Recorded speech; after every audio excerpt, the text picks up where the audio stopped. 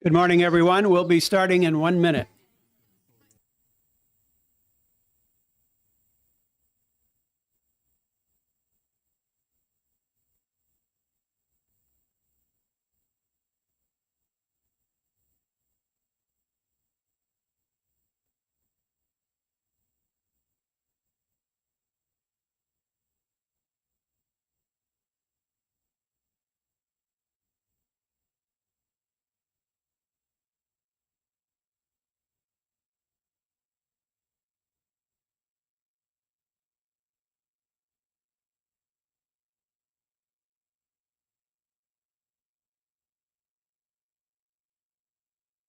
Okay, good morning, ladies and gentlemen. Let's get started and welcome to the January 9th meeting of the Science, Technology, and Energy Committee. As is our custom, I'd ask you all to rise and join Representative Bernardi in the pledge. Pledge allegiance to the flag of the United States of America and to the republic for which it stands, one nation, under God, indivisible, with liberty and justice for all.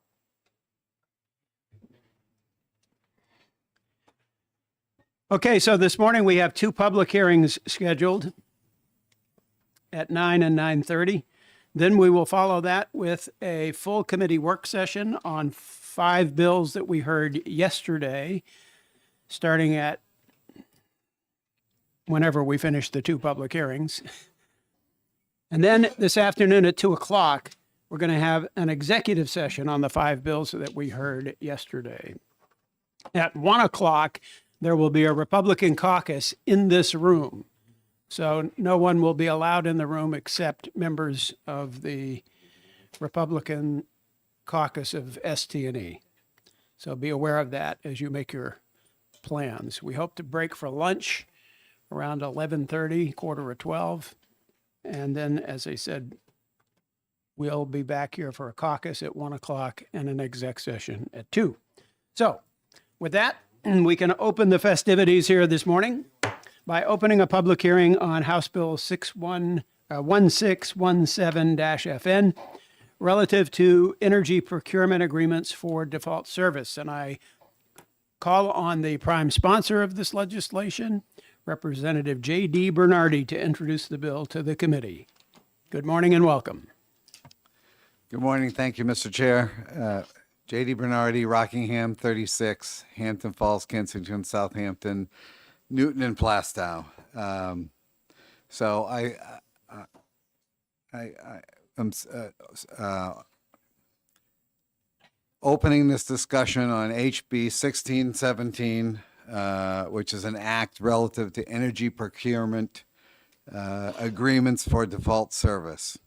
And what this bill does is add reasonable price stability as one of the criteria for default service, the others being provide a safety net, assure universal access, and system integrity.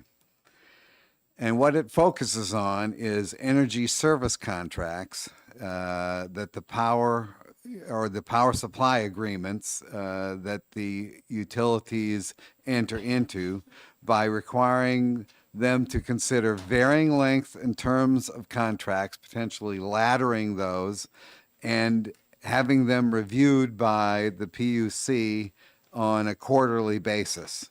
Contracts being short term, meaning 3 to 6 months, medium term, 6 to 12 months, or long term, 12 to 18 months in duration, but no specificity of how many have to be in what of what flavor. It's basically their assessment of what will get to reasonable price stability. Now, this bill is really a placeholder bill. It arose after a working session of late last year. In that working session, we indicated we were awaiting the DOE's report on this subject matter. That report is not yet issued. It's still a placeholder, but they are here to testify on options to make it better. I want serious input from the DOE, the PUC, the utilities, from ratepayers, and other interested parties to improve this bill and make it the best possible. The desire here is really to remove that 30 plus percent risk premium that's associated with current contracts, largely your natural gas contracts, to get our rates closer to market rates, which should provide greater stability. Ideally, it would have blunted that huge doubling spike we saw in July of 2020. If the utilities were looking at rates on a quarterly basis at a minimum and had an opportunity to take some of that risk premium out of their contracts. So again, I'm looking for further ideas to improve this bill, to make it a better bill so that we can, in a working session, come up with an amendment so for advancing this bill in the future. And with that, I'm open for any questions, but I'm really looking for those that follow me to give their ideas. Okay. Thank you, Representative Bernardi, for introducing that bill. As Representative Bernardi said, he introduces this bill so that we can begin a good conversation about the subject. And we have the Public Utilities Commission, we have the New Hampshire Department of Energy, we have Eversource, and we have the Office of the Consumer Advocate all scheduled to testify here. So I humbly suggest that we try to restrict our questions to Representative Bernardi so that we can have maximum time to get input from these other entities. But with that, I will recognize Representative Doug Thomas for a question. Thank you, Mr. Chair. Thank you for taking my question. So to be clear, on the bill being a placeholder, is it an attempt to allow the utilities to become more flexible in perhaps grabbing an advantageous market price when they see it coming versus being restricted to a time element that makes them to be locked into a price that they would otherwise would like to be lower? Yes, that's exactly the focus. Right now, contracts are let every 6 months in a very short time window, and whatever the market price and the risk premium associated with that is what they're stuck with and what we're stuck with. If we allow for greater flexibility in that contracting schedule, ideally we'll take some of that spike out of the system. Representative Reynolds has a question. Thank you, Mr. Chairman. I'm noting the section where the last section that's bolded, where you say permitting a mix of short, medium, and long-term contracts, and in parentheses, you say the duration. So long-term, 12 to 18 months. Do you mean to say that the longest term contract you envision utilities entering into is 18 months? Or are you open to, is that intended to be sort of binding as the longest term contract allowed, or was that just example? No, it's not intended to be the longest term. Like I said, I'm open for improvements to this, and if some utility identifies a source that's 5 years of 2 cents a kilowatt hour, jump on it. Thank you. I'm all Thanks. for that. Okay, seeing no other questions for Representative Bernardi, I'd like to next call on Alex Spidell from the Public Utilities Commission. Good morning, Mr. Spidell, and welcome to ST&E. Nice to see you again. Good morning, Mr. Chair. Thank you. I have some prepared remarks that I'd like to read from first, if possible. Certainly. Thank you. Thank you for the opportunity to address the committee with some thoughts regarding this bill from the Commission's perspective. I'm Alexander Spidell, a senior advisor at the New Hampshire Public Utilities Commission. I first became associated with the commission in 2010. The commission believes that this bill, while well-intentioned in light of recent events in the energy markets, would cause more harm than good for New Hampshire ratepayers.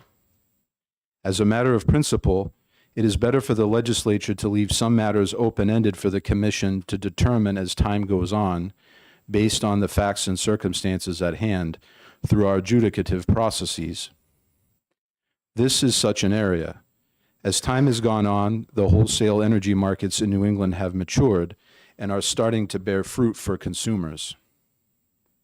In recent weeks, the Commission has approved significant decreases for default service, also called energy service, rates for the energy supply customers of the state's 3 investor-owned electric utilities. The overall bill reductions, to be effective on February the 1st, range from about 10% to the high teens, and the reduction in the energy component alone ranges from 25% to 33%. These are major savings, which will apply for the upcoming February through July 6-month rate cycle. These savings are also on top of the last rate cycle's reductions, which applied from August of last year through the end of this month of January. The reason that New Hampshire default service customers are enjoying these savings is because New Hampshire's default service rates are market reflective in that they adjust every 6 months in response to the prices offered by wholesale market suppliers for their supply contracts. There is no laddering or staging of these contracts out of time, so consumers pay prices that roughly correspond to the prevailing energy market conditions in New England. Now, after the energy market panic of early 2022 has subsided, New Hampshire ratepayers taking energy service from their utilities are able to enjoy the downward swing in prices without undue delay, or what economists term price stickiness. Commissioner Elms of the Department of Energy will give more details about how this dynamic has given better outcomes for New Hampshire than for our southern New England neighbors like Massachusetts, which do apply the laddering concept. The Commission, after its IR 22-053 investigation, is currently exploring having more direct access to the wholesale electricity markets by New Hampshire utilities in providing default service, which could offer even more potential for savings by reducing transaction costs and having even more market-reflective prices, while maintaining the stability of having a 6-month rate cycle for households and small businesses. Our investigation data does indicate that true wholesale prices in New England are much lower than prices offered through wholesale requirements contracts, a correlation that has held true over the last several years. The imposition of laddering and other such prescribed approaches would severely blunt the Commission's ability to assess and potentially direct implementation of improvements to default service procurement approaches going forward, and potentially hamstring the ability of New Hampshire consumers to fully benefit from market-reflective pricing dynamics in the future. I thank the committee for your consideration of these remarks, and I welcome questions from members of the committee. Thank you. Thank you. Questions from the committee? Representative Harrington has a question. Thank you, Mr. Chairman, and thank you for taking my question. Nice to see you again. My question is this. I believe, and tell me if I'm wrong, that the commission already has the authority to set various lengths of times for contracts if they deemed that that was appropriate. And with that flexibility, they could change how the contract's lengths were going to be much quicker than having to go through a legislative process to do that, so you could more accurately reflect what was going on in the market. Is that correct? In a general term, Mr. Representative, yes. I would say that if a regulated utility wanted to adjust its contract lengths or the length of its procurement cycle, it could make a proposal to that effect to the commission, and the commission would assess that in an adjudication. And that's currently existing within our framework to have the capability to adjust those settlement agreements and adjust those approaches right now. Thank you. Representative Thomas has a question. Doug Thomas, that is. Thank you, Mr. Chair. Thank you for taking my question. I understand what you're saying, and under good times of stability in the world, it probably works best. But in this world, things are not going well, and they not go well quickly. There are faster things happening, and response times are severely shortened. What then could you recommend? Like the process you just mentioned would take time, I assume, to redo the contract and so forth. And by that time, the ability to grab a good price might go away. My concern overall is the bad effects it has on our residents when you have a huge price spike that they haven't planned for. Most people have budgets, and even though they might pay a slightly higher price, if it's the same all the way through, they can adjust okay. But when it spikes badly, that's when you get complaints, they get hurt. So what do you recommend then that we could do to avoid those high spikes that are going to happen again, because the world is changing quickly up and down? It's not going to go back. Mr. Representative, I would say a few things. I will allow Commissioner Elms to expand on a little bit of what happened in Massachusetts, but the data shows that they eventually did get the 2022 price spike reflected in their rates. It was a little bit of a time delay, perhaps due to laddering, but they ended up higher up than New Hampshire ended up.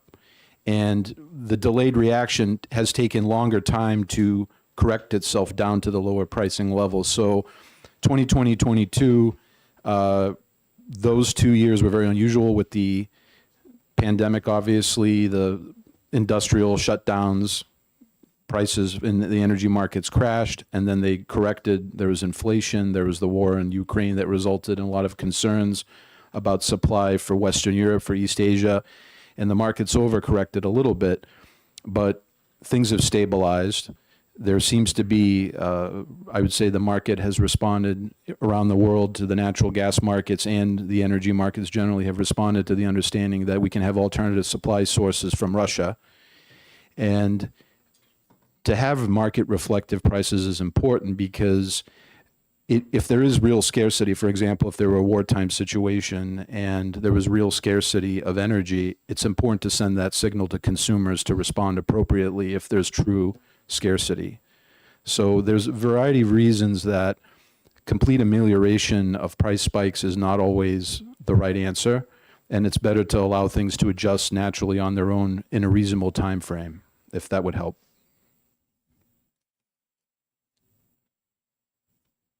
Representative Corman has a question. Thank you, Mr. Chairman, and thank you, Mr. Spidel, for taking my question.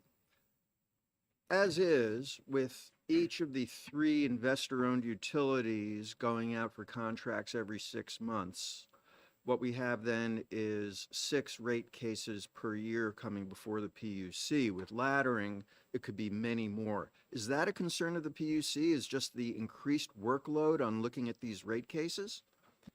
I don't understand necessarily the laddering proposal to implicate more frequent default service adjustments, Mr. Representative. I think what would be implicated is, from our point of view, a concern that it would result in bad outcomes for consumers where you would be locked into high pricing structures and you would not have a natural adjustment every 6 months to reflect lower prices. And so 6 months may seem like a long time, but it's actually a fairly short time in the energy markets on a macro level. And when you have requirements contracts being resubmitted on a 6-month cycle, the market participants are quite nimble in adjusting to what's going on out in the world. It is true that there is a concern regarding risk premium. That is a different matter of discussion, but the laddering issue has nothing to do with the commission workload. No, sir. Representative Reynolds has a question. Thank you, Mr. Chairman, because my question is a follow-on to my colleague, Representative Corman's question. Even if you said that you don't,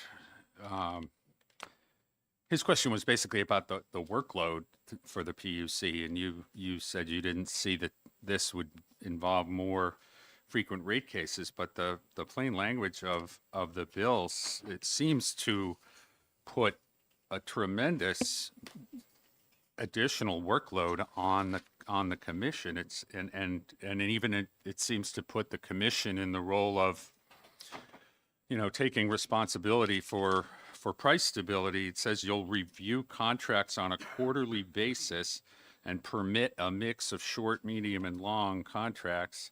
That sounds like just kind of a lot of analytical work.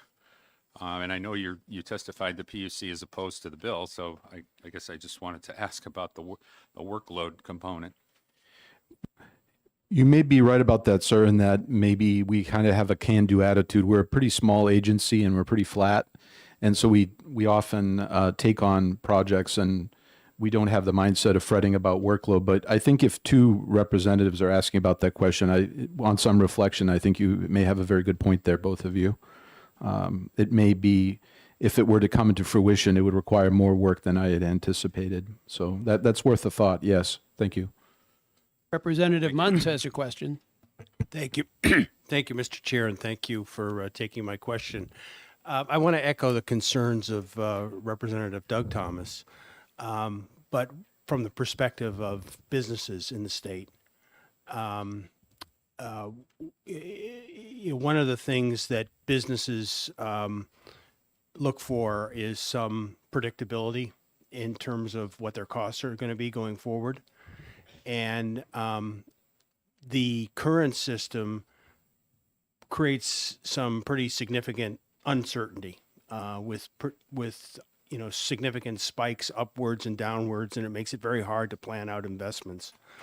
The bill is an attempt, I think, to give the PUC kind of another tool in your toolbox to try to address that concern.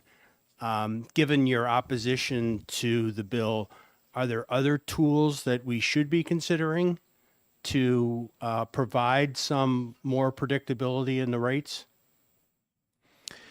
I would answer that one of the issues that the commission sees with the bill is that it restricts the number of tools in the toolbox that are accessible to the commission, that it restricts the discretion of the commission to consider remedies that are appropriate. So to backfill on your question regarding business energy use, the larger the business in New Hampshire, the more likely it is that they have electrical supply, the energy component provided through competitive supply contracts that they negotiate on their own through competitive wholesale energy suppliers. So if you're looking at manufacturing concerns, even medium-sized businesses like shopping centers and the like, they tend to have those third-party contracts. They're not involved in default service, so this wouldn't really touch upon them. For the smallest business that find default service to be relatively convenient, their load profile, it can be varying, of course, but if you're thinking about a small business such as a restaurant or a small store, the spikes are of concern, but they do reflect market conditions. And one of the reasons that the legislature directed the commission about 10 years ago to finalize the divestiture process, wherein we would be getting energy supply not directly from the power plants of the three utilities, but rather the competitive market, is that sending the pricing signals is good to encourage efficiency, but also to enable the consumer to pay what's out in the market and not an artificially low or high price. And so I would say that this bill is problematic because it restricts the discretion of the commission, and also that it's not necessarily a bad thing for folks on default service to see some adjustments to price to reflect what's actually going on in the real world based on natural gas prices, based on other conditions. It's market signals can provide many benefits to individuals and businesses. Follow up? Follow up? You've said, several occasions that this bill kind of limits the commission's ability to take action. I'm not sure I understand that. I mean, I don't know that the bill, at least the way I read it, and maybe you can point out to me where I'm wrong, I don't think there's anything in the bill that forces the commission to only consider laddering situations. What it does is enables laddering. So what am I missing? And maybe I'm reading the bill wrong. I would say, as a point of interest, on line 6 of the version of the bill I have here before me, it says, in order to provide price stability. So price stability is in the mix for the various restructuring policy principles that the legislature enacted first off nearly 25 years ago, but then re-emphasized about 10 years ago with the PSNH divestiture.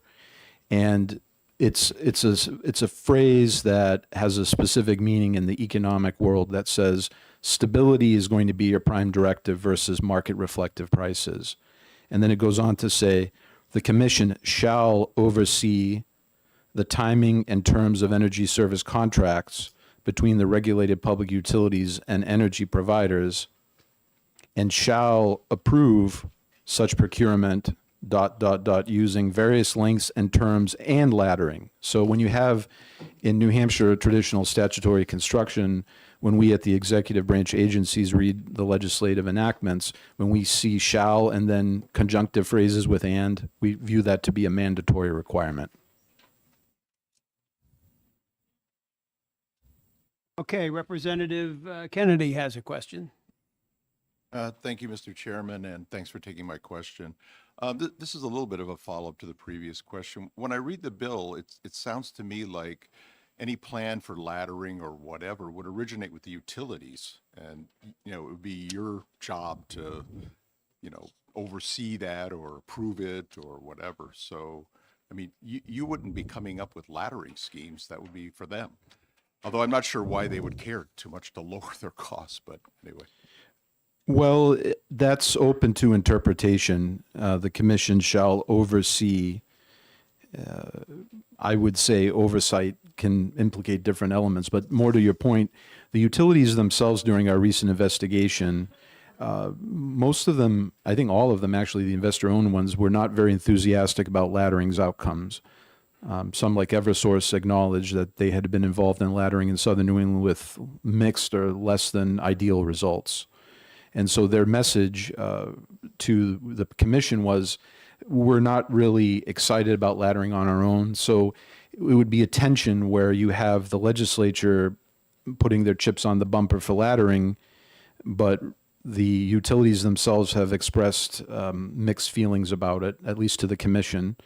And also the commission would want to be responsive to what the legislature wants them to do, as we always are.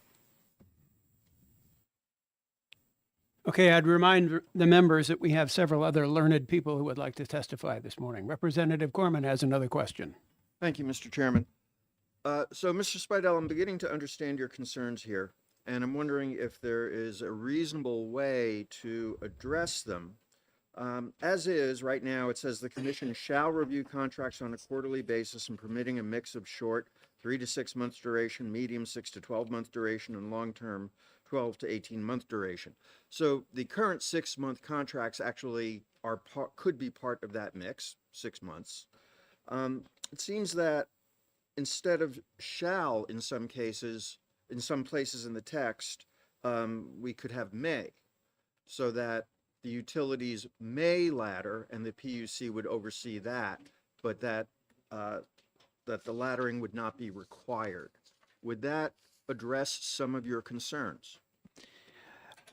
I would want to confer with my colleagues more fully about whatever final form the language would take under such a approach, Mr. Representative. But I would offer this, that in general terms, it's from the commission's perspective, we have a lot of broad-ranging authority, and we have a lot of folks before us, the utilities, the Office of the Consumer Advocate, the Department of Energy, other interested parties that come before us and are able to engage in adjudicative processes to come up with solutions that make sense over time.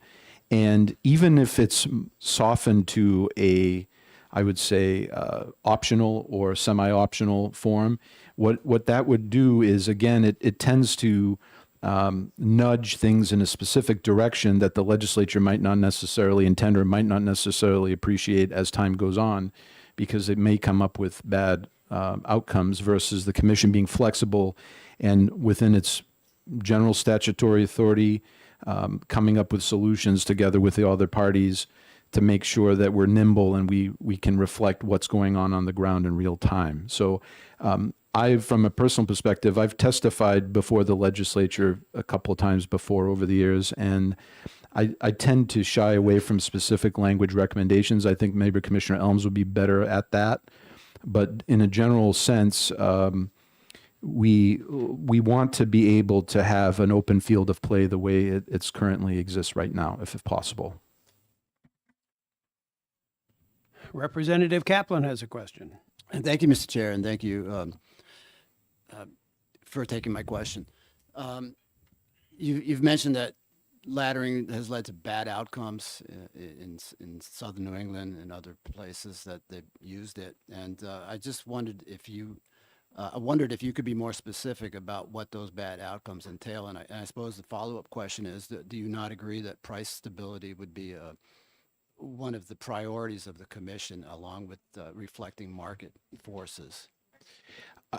Okay. Yeah. So In the yeah, let me future, just could, yeah. Okay. I'll repeat that question. I did understand the representative, but please Yeah, go I mean, ahead. basically, I just wanted, could you be more specific about what those bad outcomes entail of using laddering in other places, and whether or not price stability is indeed a priority for the commission or not?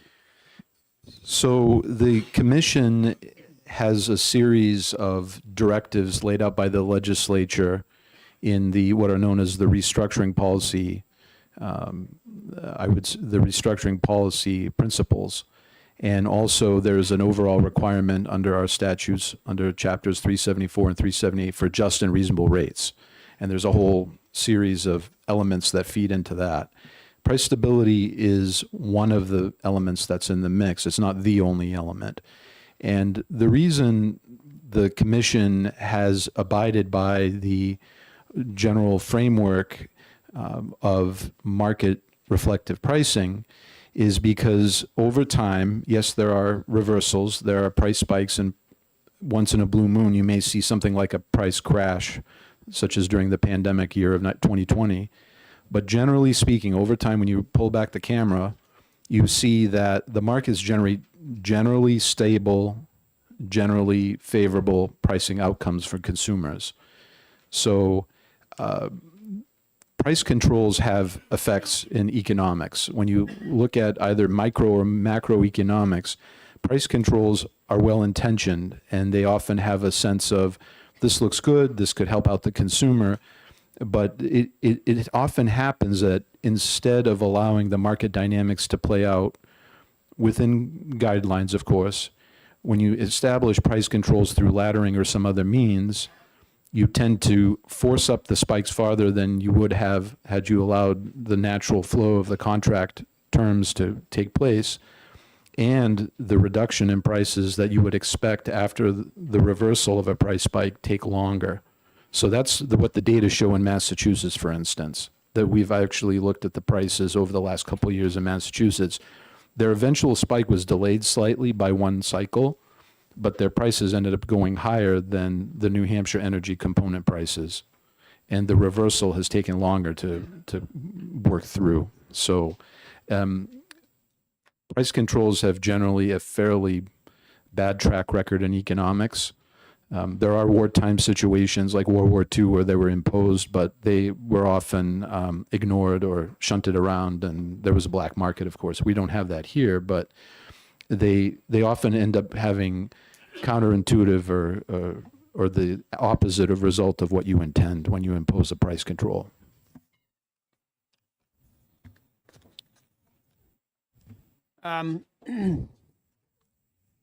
we have a logistical problem to consider. I've received about 15 pink cards for testimony on the next bill. We're well into this public hearing, and we still have 3 learned persons to hear from. So I'm wondering if I could encourage the committee to move on and suspend questions of this individual for the time being? Would that be possible? All right, I want to thank you, Mr. Spidell. Your information has been extremely valuable, and we appreciate you being here. But in the interest of keeping things moving along, I'd like to call Chris Elms from the Department of Energy to speak with us next. Thank you, Mr. Chairman, and the members of the committee. Thank you. Thank you, Alex.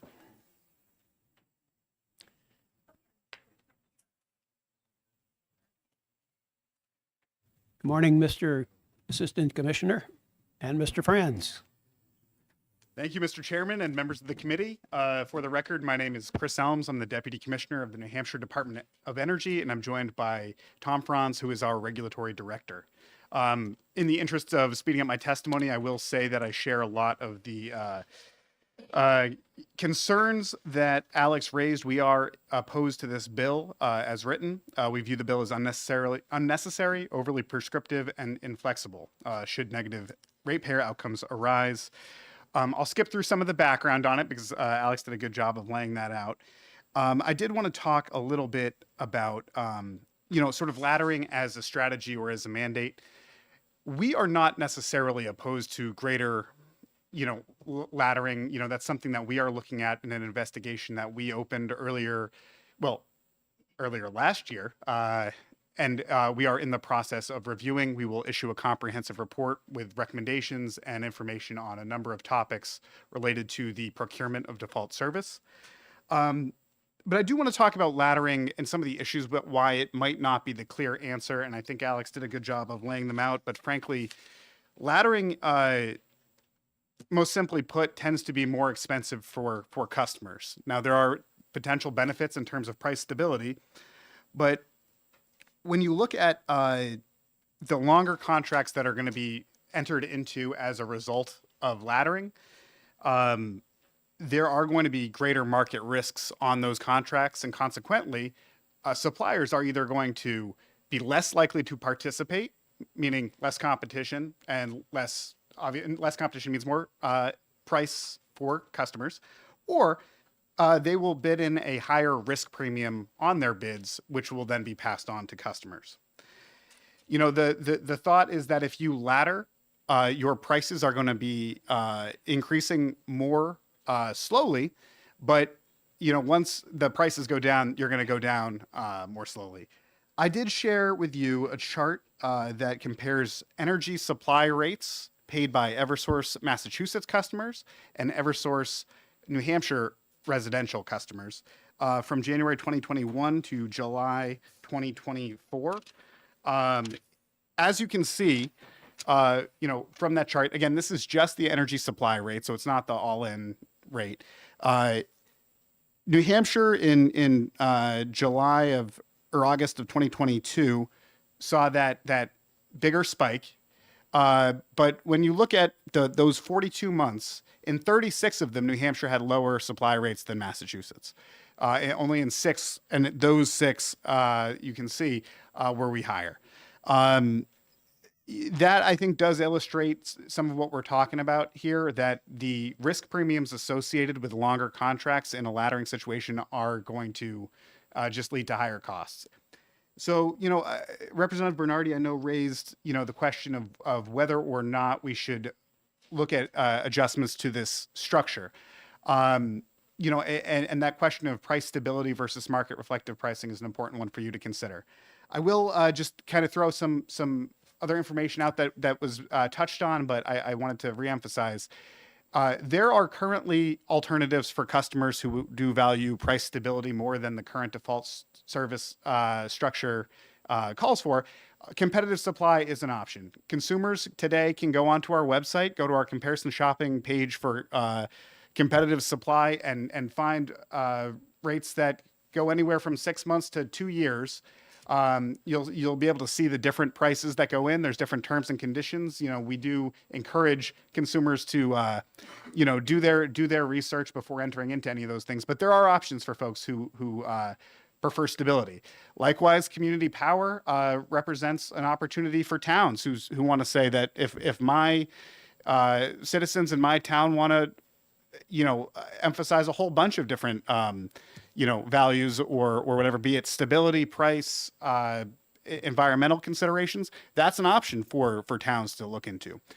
Under the current structure, we don't need any statutory changes to have additional laddering. As a matter of fact, until 2012, Unitil in New Hampshire used laddering as a strategy.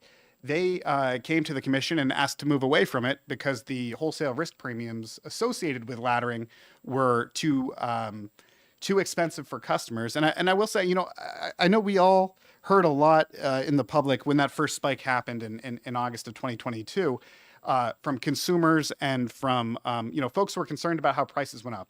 I'll just say that when the reason that Unitil came back and undid sort of what they had with laddering was because citizens, constituents would see, hey, why are our prices so much higher than they are in neighboring utilities or in other states?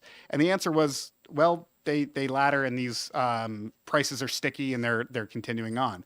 So I'll just say, you trade one problem for another, and what we see is that under the current structure, there's flexibility for the commission and for stakeholders like the Department of Energy, the OCA, the utilities, other stakeholders to weigh in on that process. And it's a good one. I also would like to just point out on that front that beyond the language of the bill, state statute under RSA 374 F3 Roman 5 subsection E authorizes the commission to, quote, approve alternative means of providing default service which are designed to minimize customer risk, not unduly harm the development of competitive markets, and mitigate against price volatility without creating new deferred costs, provided that the commission finds that such means are in the public interest. So again, just to sort of wrap it up, there is a reason that this legislature, in its wisdom, and just about every legislature in the country has created a PUC or a Public Service Commission or a DPU. And that's because rate making is a complex process. It's time consuming. It's iterative, and it involves a lot of collaboration and expert work. It might not be wise for the legislature to step into the process on this. Right now, we have an existing process that has multiple ongoing reviews from the commission, from the Department of Energy, with the opportunity to find changes.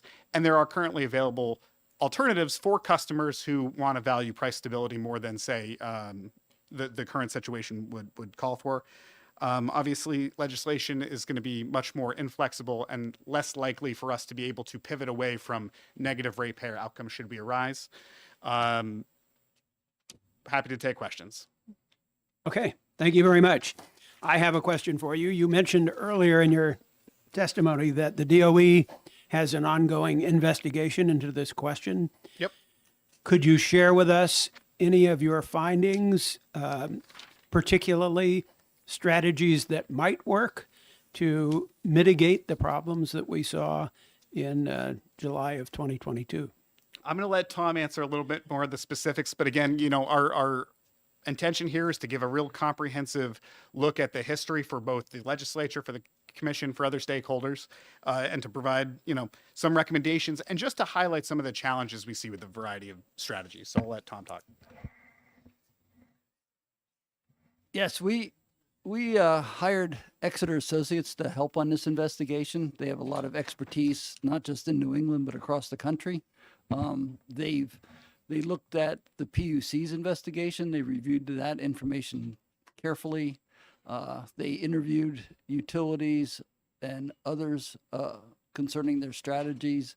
They asked questions about alternatives, including even descending clock auctions with some experts in the country that do that in a couple states, such as Pennsylvania and Ohio. We have a comprehensive draft that we've been reviewing, and I think we're close to releasing that, and we're happy to, with Exeter, to come in and actually go through that report in detail with this committee. But at this point, I think it's probably just slightly still premature to give any final recommendations on that. Do you have an approximate date when that study might be completed? Weeks, not months. Okay, thank you. Other questions from the committee, or the DOE? Well, seeing none, I guess you guys did a great job. Appreciate your presentation. I have a pink card here from Michael Licata of Eversource, although I'm not sure I see him in the, oh, there he is, hiding in the back. Okay, Mr. Licata, Regular seat. you're up. Nice job of hiding back there. It's a full room. Good morning. Thank you for the opportunity to testify. Michael Licata representing Eversource. Eversource is neutral on the bill. As has been discussed, we are certainly not opposed to laddering as a strategy to provide additional stability in customers' energy supply rates. Previous testifiers had mentioned that this is a strategy that we do use, which is directed by state law in Massachusetts and Connecticut. So I would suggest that if it is the legislature's intention to move forward with that, we can certainly accommodate and adjust our procurement strategies to incorporate laddering here in New Hampshire. I would suggest, and just as a refresher, I believe the committee knows, but every 6 months we do go out and we procure 100% of the customer's needs on default service. Those rates change every February and August. We file really the procurement RFP with the commission.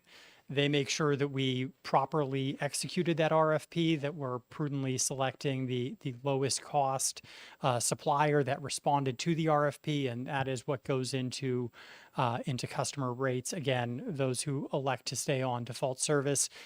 This is a direct pass-through, so the utility does not make any money. Whatever we get from the market, from suppliers, is what customers pay for that service. So I think there are sort of two notable changes in the legislation. The first is a change in sort of the focus and purpose of default service, as Representative Bernardi touched upon. The addition of reasonable price stability would change sort of the focus and really the purpose of default service. Right now, it is supposed to be as closely reflective to the market as possible. So again, that is a notable change, and I know Mr. Spidell and Deputy Commissioner Elms touched upon how that would be impactful. The second piece, which is directing the commission to oversee the timing in terms of energy service contracts. Again, if it's the wish of the legislature to move forward with sort of price stability and laddering, we'd suggest a little bit of a different approach.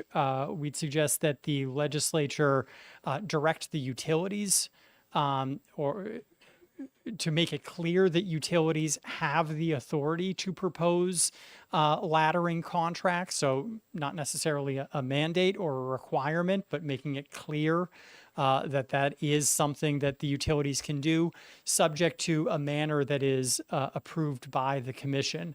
I do have some amendment text that I'd be happy to share with the committee, but the approach that we're suggesting is more enabling and provides a bit more flexibility for the commission, for the utilities to propose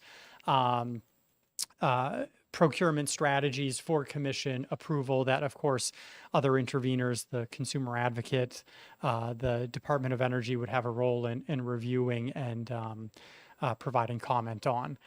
So with that, and I think that also, just one final thought, I know Representative Kennedy had sort of touched on, the utilities providing the proposals versus the commission overseeing, and I think that's a little bit more in keeping with that approach. And so with that, I'd be happy to answer questions that the committee may have. Okay, thank you. Questions from the committee? Representative Partial has a question. Thank you, Chair Vos. could you please, thank you for your testimony today, Mr. Licata. Have you submitted this electronically as well? I have not. I do have some copies I can share with the committee if you'd like. And of course, I can submit electronically. I'd be very interested in seeing the copy of your suggested amendments. So, thank you. Representative Wendy Thomas has a question. Thank you, Mr. Chair. Thank you for being here and for taking our questions. You testified that by state law, Eversource does laddering in Massachusetts and Connecticut. Has there been, have you seen a beneficial reaction to this for the ratepayers? Yeah, I think the previous testifiers sort of touched on, I'll say, the benefits of laddering as well as some of the challenges. When the market prices are rising, it's helpful. You'll stay lower longer because you have contracts that are spread out, so customers will not see those impacts as soon. However, in a falling market, you do stay higher longer. So just, for example, I just pulled up these numbers quickly. So in Connecticut, the rate is subject to change, or did just change to 14.71 cents. It was 13.82, and prior to that, 24.17. In Massachusetts, it's just changed to 17.25. It was at 16.08 and previously 25.78. So again, laddering in and of itself does not result in lower rates, but sort of smooths out the peaks and valleys. Follow up? Yes, thank you. From Eversource's point of view, if some of the states are doing laddering right now, wouldn't it be easier if all of the states did laddering? No, not necessarily. As long as we have clear direction on how to do the procurements in each state, it's something that we do and can accommodate. Representative Munns has a question. Thank you, Mr. Chair, and thank you for testifying. We heard previously that utilities have broad discretion on what they can propose, and the PUC has broad discretion on what they can approve. But it sounds like, from your perspective, that discretion doesn't currently exist. Is that correct? So, as was previously stated, utilities, there is no state law that prohibits utilities from doing laddering. Again, Unitil was doing up until fairly recently.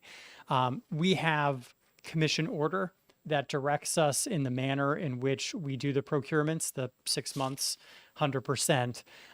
That was approved coming out of electric restructuring and the divestiture of our generation assets.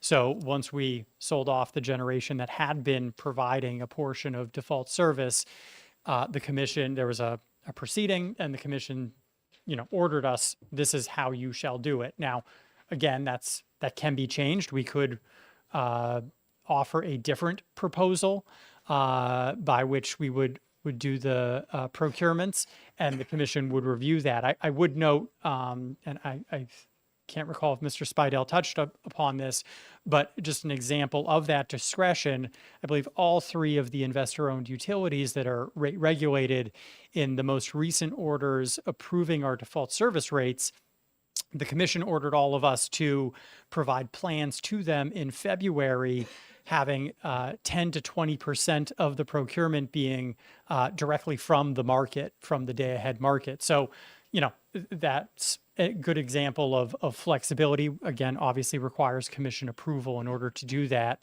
But I think the point that's being made is there's flexibility in the law, but it's always subject to commission order and approval. Follow up? Thank you.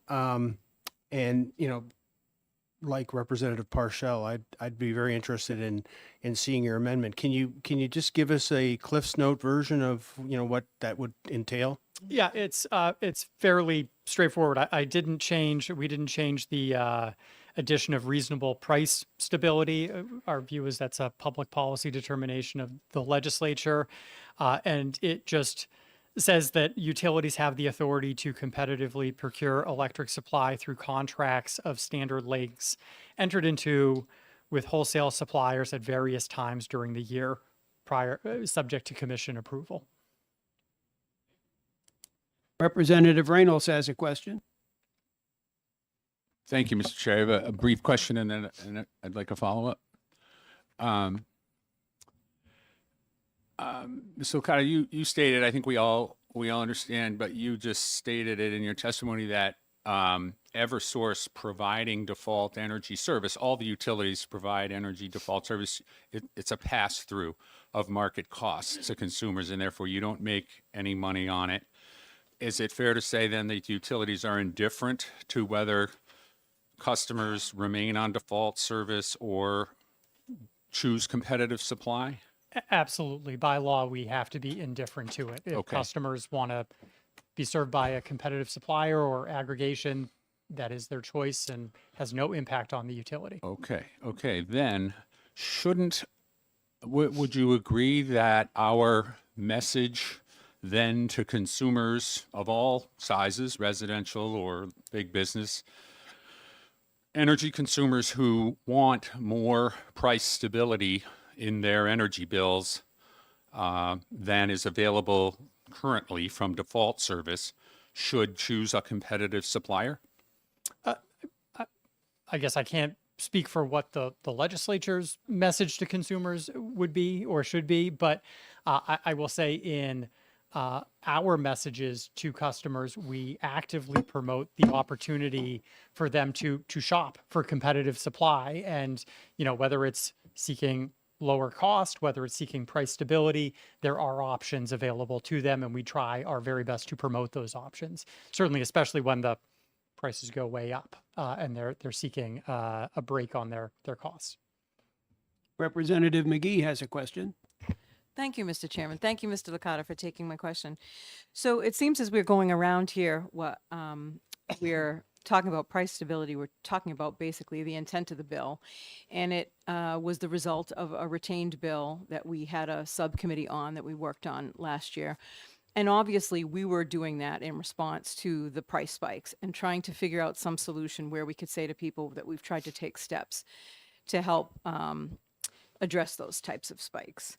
But what I'm hearing here today is that it sounds like we may be trying to apply the wrong solution by saying the PUC shall do this and that, when the PUC already has a mandate to try and address those types of issues based on existing statutory language.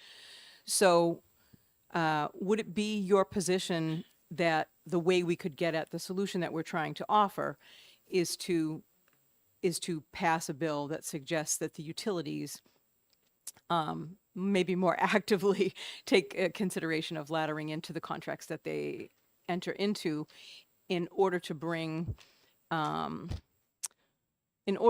benefits of laddering, if there are any, in the circumstances where they might apply, to give you the sort of the, not a mandate, but permission structure? I don't know. So I'm not trying to sort of punt the question, but it truly is a public policy decision of the legislature of what they want default service to be. So default service right now in statute is sort of a social safety net that is available to all customers to ensure that they have access to energy supply. So if for whatever reason, creditworthiness or whatever it is, they can't get supply from a third party, there is always this safety net. Adding price stability as one of the goals along with universal access, does fundamentally change what the product is and how one would go about procuring it. So if I would suggest the legislature, the committee, the legislature, consider what is the goal, the aim that they want default service to be. Certainly price stability is a noble goal and has benefits to it, as has been discussed. sometimes it can be helpful from a cost perspective. Sometimes it can be harmful given where the market prices are going and the timing of those procurements. Just follow up.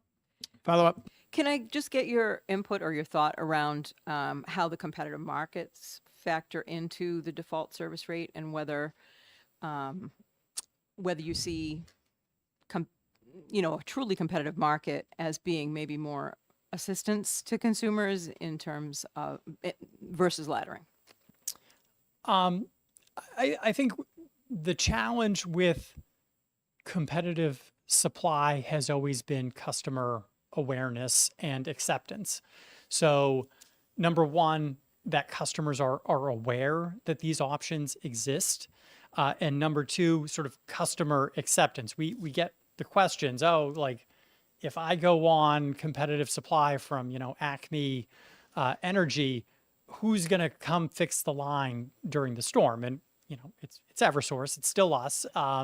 And so, people are by nature skeptical of change. And I think Mr. Spidel talked about the stickiness of consumers. So, there are products that are available. Again, municipal aggregations are one that can provide savings, can provide long-term stability. And I think that the barrier there is again, just awareness of those and sort of customer acceptance of change. And there is, there is some risk.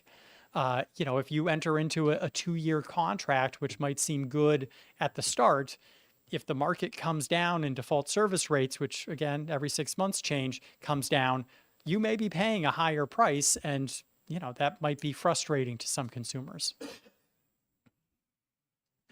All right. Representative Summers has a question. Thank you, Mr. Chairman. Thank you for taking my question. So just so I gather an understanding, last year, New Hampshire Co-op practiced laddering where the utilities could not. And the rate remained about half the price throughout the year. Is it just coincidence that by laddering, it was half the price of what the utilities were without laddering? So I no longer work at the electric co-op, so I'm not going to speak to their procurement practices. They do not, while they set their rate every 6 months, I think they certainly do procure differently.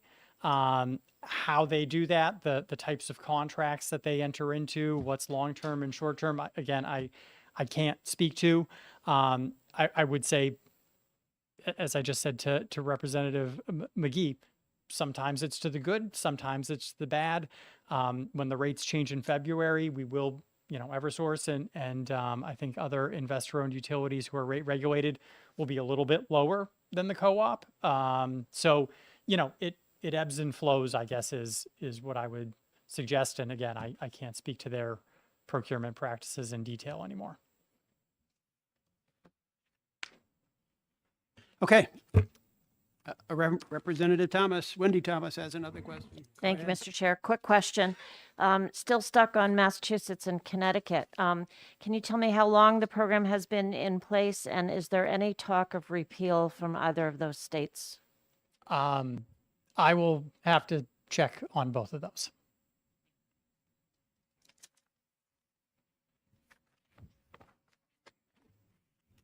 Okay, seeing no other questions, I want to thank Mr. Licata for his informative testimony and give the last word, as we very often do, to the Office of the Consumer Advocate. So, Mr. Don Kreis, Happy New Year and welcome again to ST&E.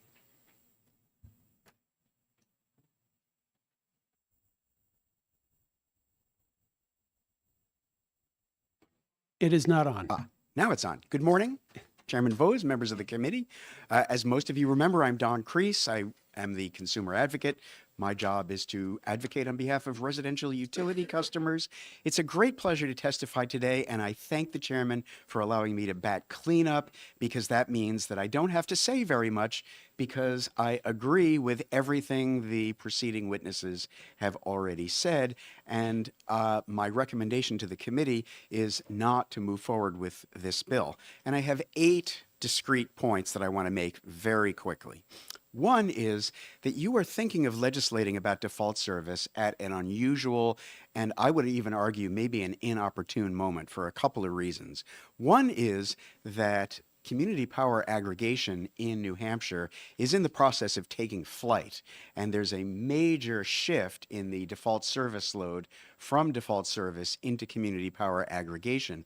And what that means is that the companies that submit bids to the utilities to provide default service are a little freaked out, and their risk premium is likely to be a little higher than it ordinarily would be.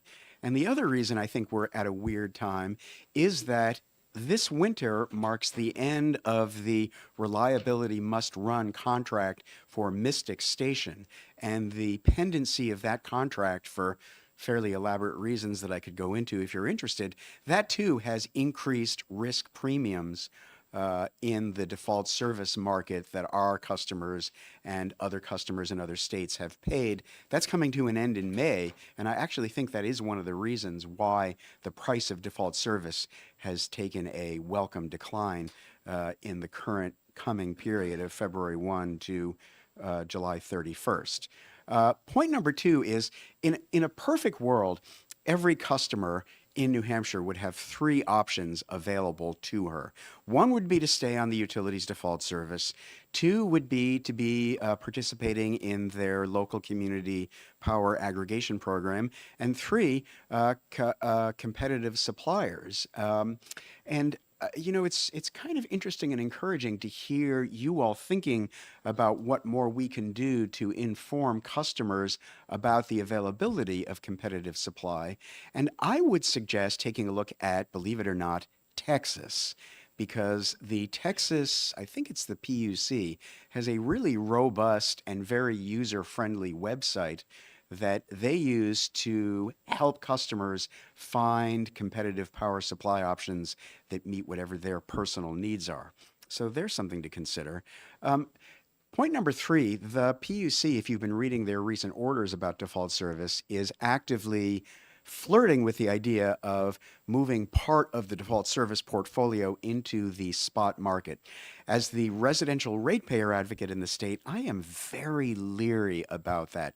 The spot market is a very scary place to send residential utility customers because it is pretty volatile. Now, the PUC is talking about a pretty small percentage of the default service load going into the spot market, but still I'm pretty skeptical.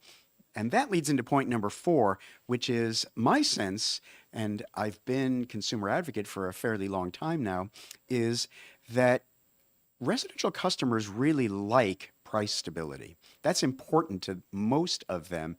Very few residential customers want to ride the wave of volatile wholesale electricity prices.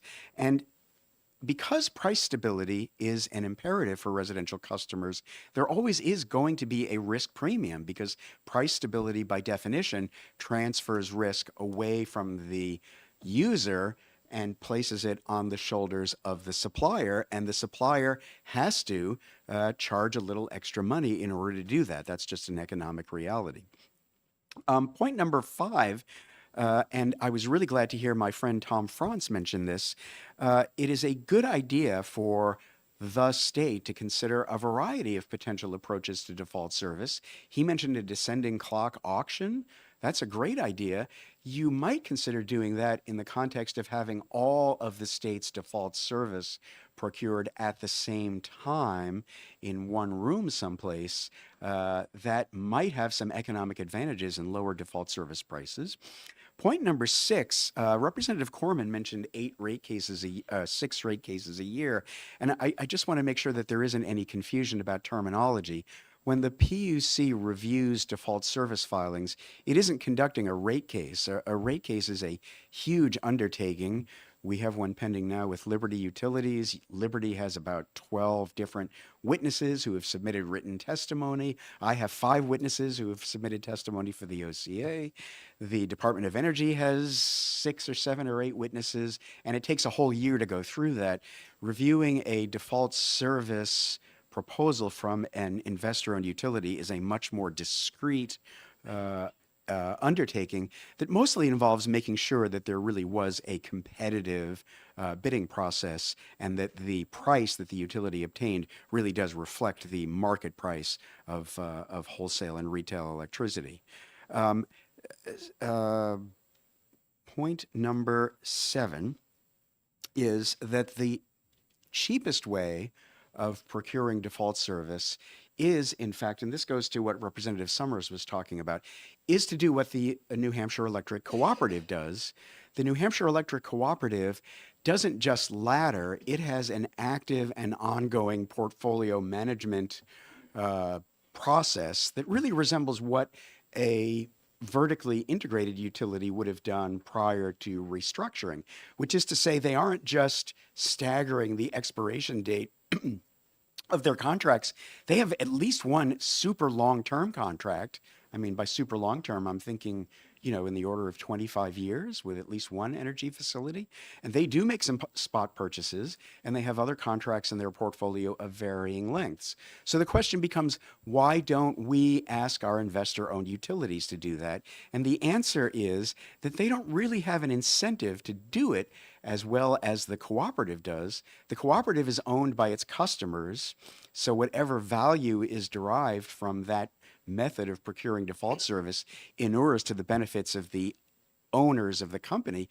But for the investor-owned utilities, there's no percentage, literally, in their doing a really awesome, aggressive, vigilant job of acquiring default service because there's no markup for them when they acquire default service. So I guess my last point is that although you could change a lot of the shalls to mays in the bill, or do what my friend Mike Licata was suggesting, I think the better course is essentially to let the Public Utilities Commission handle this, because it has told you it intends to do that. Even the existing law gives the PUC the authority already to do everything that we've been talking about here today. If you enact a bill, though, there is a canon of statutory construction that says that the legislature doesn't waste its time by enacting bills that mean nothing. So there's always this presumption that you intended some change in law, and I would urge you not to change the law. Really, it's a matter of letting the Restructuring Act do its job at a time when the Restructuring Act might finally start yielding some real benefits for residential utility customers, thanks to this incredible experiment we're embarking on called community power aggregation. I hope you realize that the community power aggregation programs, particularly the Community Power Coalition of New Hampshire, is on its way to becoming the biggest load-serving entity in the state. That's going to have a big effect on retail electricity in New Hampshire, and I think we need to see what that effect is. I'm hoping it's good, but I'm not guaranteeing it. But we are in the midst of that big experiment, which makes this not the best time to legislate. I think that's everything I have to say by way of points. Thank you for the opportunity to testify. I'd be happy to sit here and answer questions for as long as Representative Vose is willing to let me. Well, thank you. I do have a couple of quick questions for you. The first one is, don't community aggregation or aggregators like the Community Power Coalition and competitive suppliers, aren't they also subject to risk premiums? Yes, absolutely. I mean, anytime you opt for price certainty, the counterparty to those contracts is charging you a risk premium. So that's certainly true of the Community Power Coalition. It's true of the electric co-op. It's true of the utilities. It's true of the competitive suppliers. So is a risk premium the culprit here or not? Well, yes. And what we see now is a calming down of the electricity market so that default energy service prices have come down to earth. So when you're looking at a priced like 8.1 cents per kilowatt hour, which is the new rate for the Community Power Coalition, or 8.3 cents, which is Eversource's new rate. I mean, there's a risk premium embedded in that rate. That's still higher than the, spot price that's probably prevailing right this minute at ISO New England. But again, it's because residential customers in particular, and I think a lot of commercial customers as well, want price stability. So those two rates are in place for a 6-month period. So maybe what you're saying is that wholesale supplier rates contain a risk premium, but sometimes they also contain a panic premium.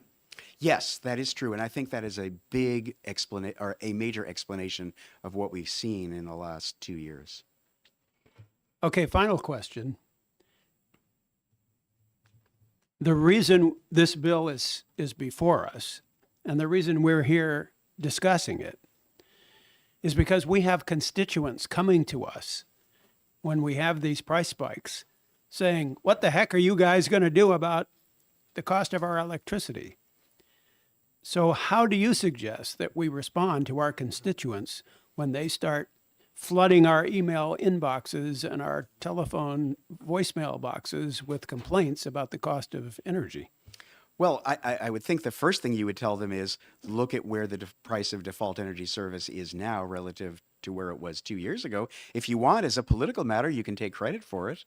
But I would say that you can also refer them to the PUC, because you heard Mr. Spidell tell you, in effect, that the PUC is on the case. And I go to all the hearings. They are on the case. They are actively engaged.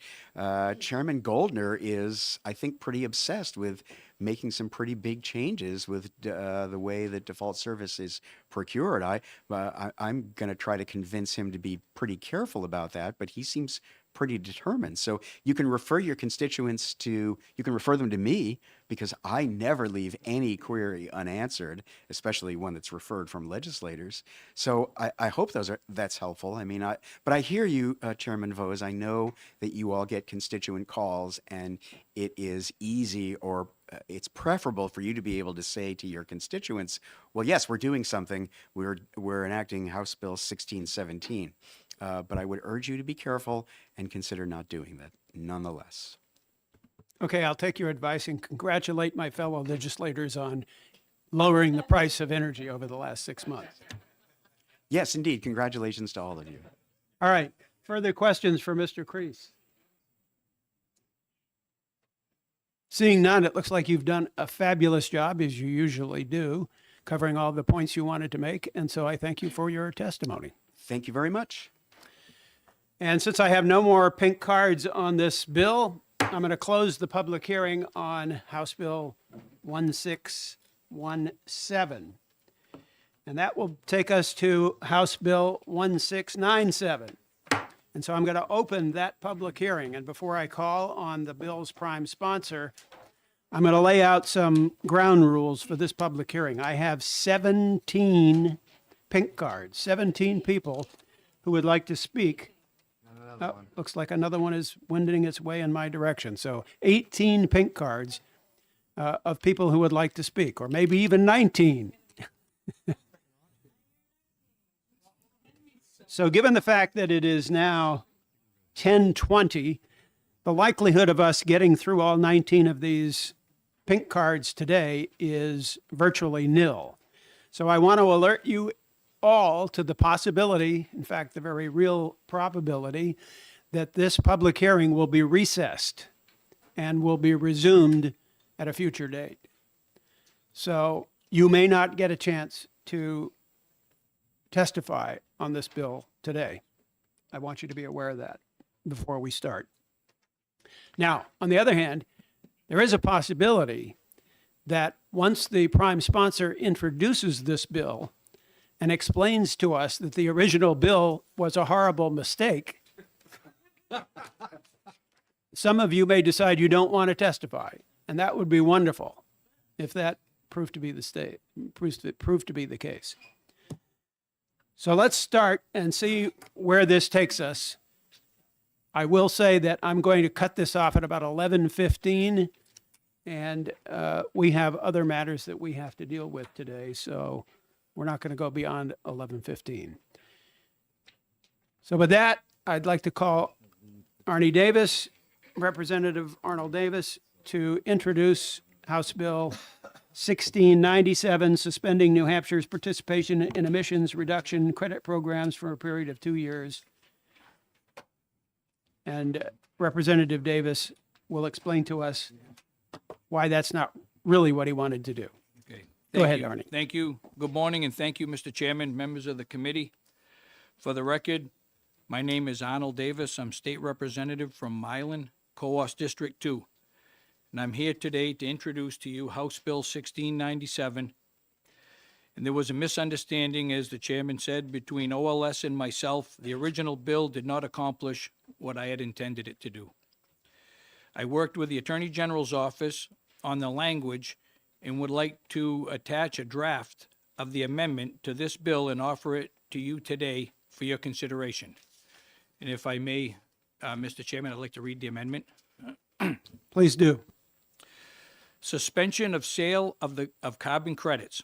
The Department of Cultural and Natural Resources shall suspend the sale of carbon credits and offsets from the woodlands of New Hampshire for 2 years from the effective date of this act in order for the general court to develop a plan to properly regulate such sales. Such suspension shall not stop purchasing of carbon credits and offsets in the state of New Hampshire and shall not affect the participation in any of the other emissions trading programs under RSA 125.0 and RSA 125J.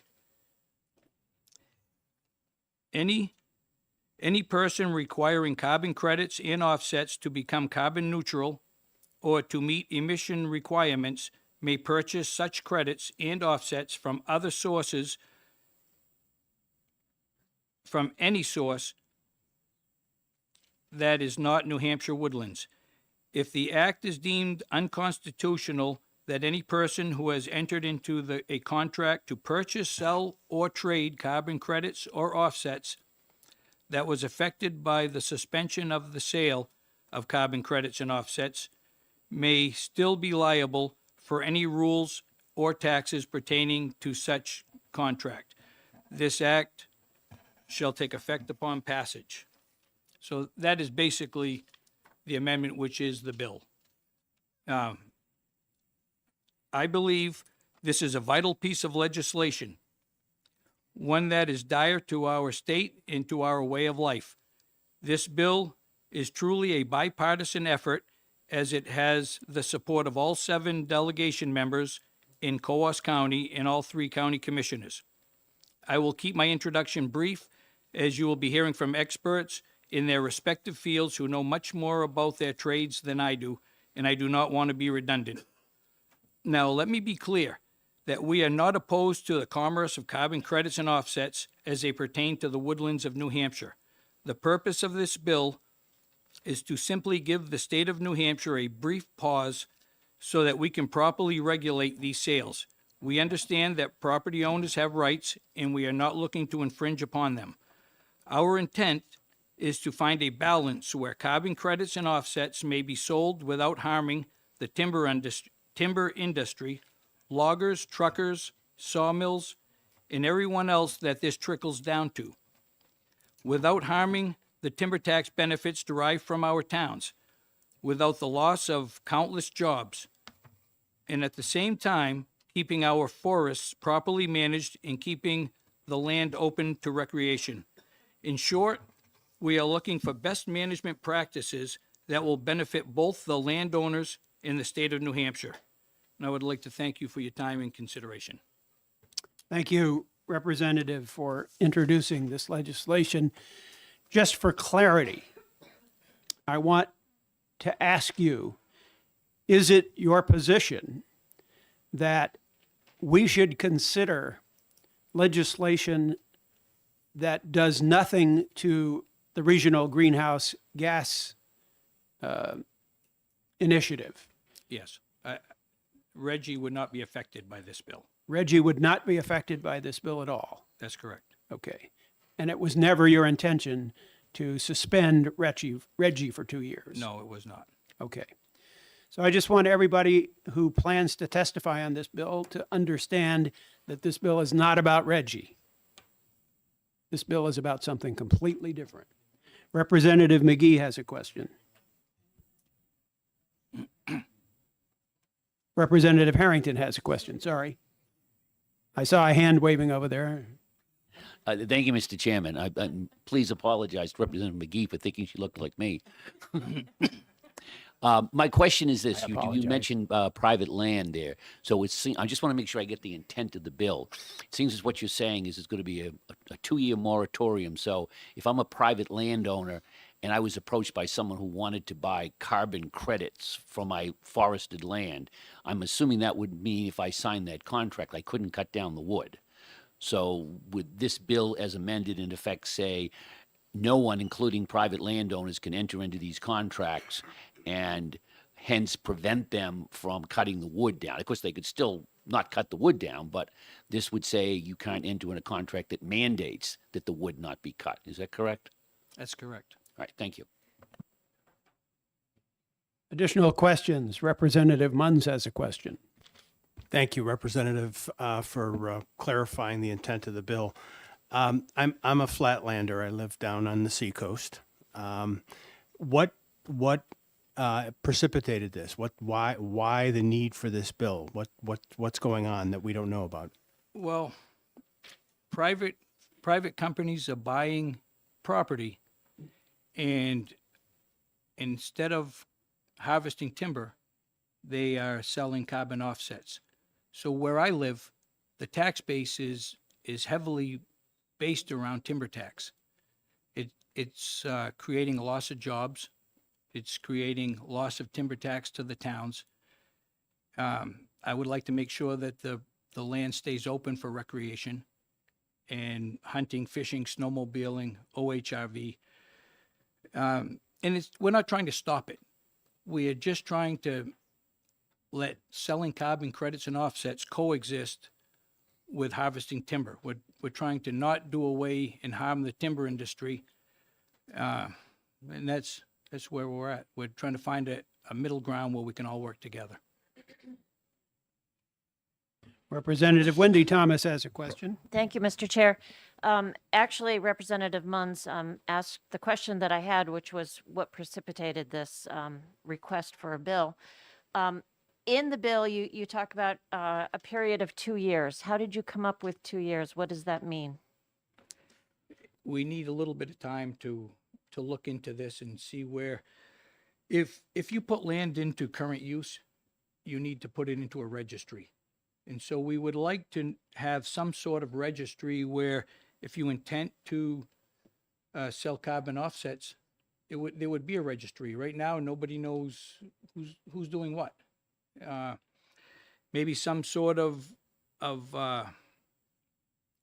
timber tax, would you say, for the loss of the timber tax. If you harvest timber, if I was going to harvest timber, I would have to fill out an intent to cut. And then I would pay a 10% timber tax, which goes to the towns. So selling offsets, you're making commerce with that same timber, even though you're not cutting it. The town's losing their money, which they heavily depend on in Coos County. And I don't know about the rest of the state, but I would imagine so. So we're looking to protect that. We're looking to protect the logging industry. If you're a second, third generation logger in Pittsburgh, New Hampshire, and you have, it's very expensive for that equipment. If you go out of business because there's a lack of work, those jobs aren't coming back. Nobody's going to go from Whitefield or Lancaster up to Pittsburgh to cut low-grade timber. It's just not feasible. So we're trying to save that industry. Follow up? Thank you. You mentioned a registry, you mentioned study. Do you see the county setting up a committee to look into this alongside, independent, but alongside of this legislation? Yes, I just don't want it to go to interim study because that's a polite way to kill something. I think we could form a committee that could look into this very quickly and working with DRA, working with... Excuse me, I meant a committee outside of the legislature, like a county committee. Yeah, I think you're right. All right, before we move along, I want to clarify a situation. I'm going to call on you but for the moment, I want to clarify that the draft amendment that Representative Davis read to us during his testimony is quite different from what the original bill text was. There is possibly a question about the germaneness of that amendment text. But I have decided not to waste the time of everybody who showed up here this morning by saying that we can't discuss that amendment text, because that is what we will go forward with. We won't go forward with the original bill text. So I want everybody to understand that even though I haven't spoken to the speaker about it yet, there is a possibility that this amendment is non-germane. And if it is, then we're going to have another public hearing on that amendment. But in the interest of saving time for people who have traveled here this morning, I'm going to continue with our questioning and our testimony on the idea of the proposed draft amendment that Representative Davis has suggested to us, just so we can get a sense of what it really is all about and what its implications might be if we decide to move forward with it. With that, I'll call on Representative McGee for a question. Thank you, Mr. Chairman, and thank you for taking my question. Since I've had conversations, Representative, with yourself and others in the North Country, and also I spoke with the president of the New Hampshire Society for the Protection of Forests about this bill. I wondered if it seems like people are curious how the bill came about, and in your explanation, you didn't really mention the change that's happened with this purchase. In other words, the way the land was being maintained, the sustainable harvesting, is really one of the main things that's changed, right? So it's not just the timber tax, but it's also the guarantee of the owners of the land that it will be sustainably harvested and forested for the protection of the land. And I know we had that discussion. So I'm just wondering if you could say a little more about what's changed, which really prompted this. Well, it's not just one piece of land.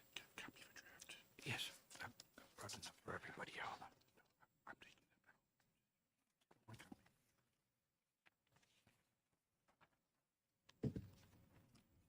Sorry. It's not just one piece of land we're talking about. One parcel was purchased in Pittsburgh, and that has a significant effect on our county. Other parcels that will follow. I'm just trying to get ahead of the curve here, and it's very early, and this is what we would like to look into.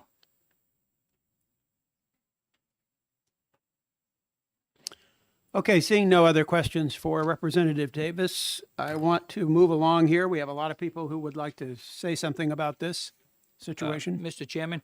Yes? Joe Kenny, the executive counselor, was supposed to speak here this morning. He was here for 9:30. The other bill ran over. He left testimony. Can I, if Yes, you would please mind, do. I'll bring them up to you. I was about to call on Counselor Kinney. Well, he's I gonna. didn't realize he left. He'll be back if he can. He said if this is still going on when. Okay, I'll put his card on the bottom of the pile, and if he makes it back, we'll call on him. Next is Robert Theberge of Coos County.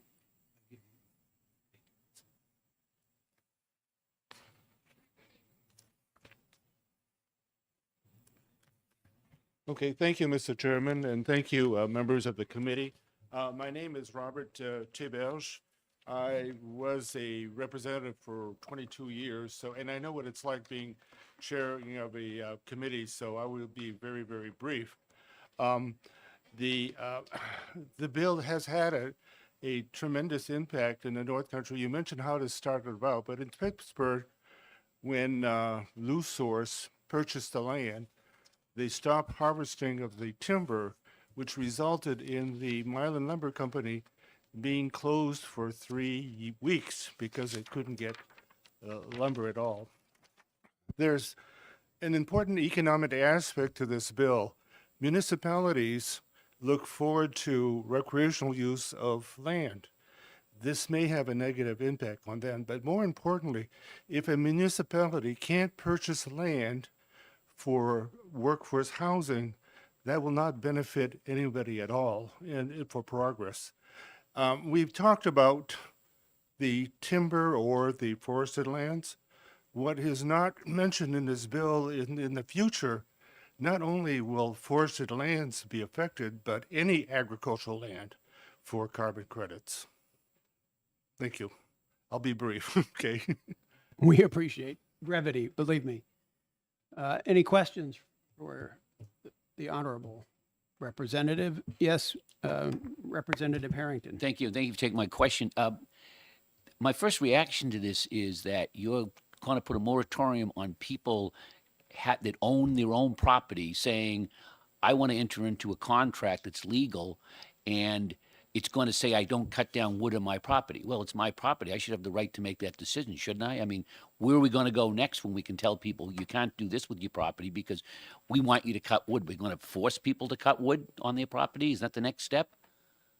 I think there's a misunderstanding, Representative. If individuals enter into contract with an entity for carbon credits, I'm sure they can negotiate what the terms would be. Some municipalities, California has gone way out on a limb with this, not allowing harvesting of timbers and whatnot. So I think it would benefit both entities, the landowner and whoever wants to purchase for carbon credits, to come with some type of agreement which I feel is reasonable moving forward. Follow up? Follow up. Okay, but so I'm getting clear. So what the bill says, we don't have it in front of us, but I just want to make it clear. What this bill, if passed, it would say for 2 years, no one is allowed to sign a contract for carbon credits. Hence, they couldn't sign a contract to sell someone, we're not going to cut down our wood on my property. No, that's not the case of the Could bill. you explain what it is then? Because maybe I'm misunderstanding it. Well, I think Representative Davis could do a better job of that, or Mike Willett, Representative Mike Willett.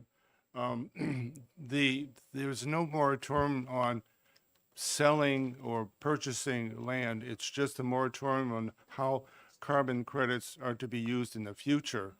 What is a problem with the whole thing, and speaking with the DRA, is how are you going to do when it comes to taxing carbon credits? That's an entirely different ball of wax. Mr. Chairman, could I make a suggestion here?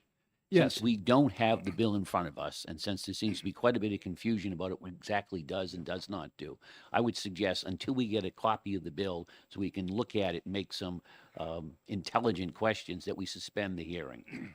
Because without the copy of the bill, we're getting bounced around all over the place.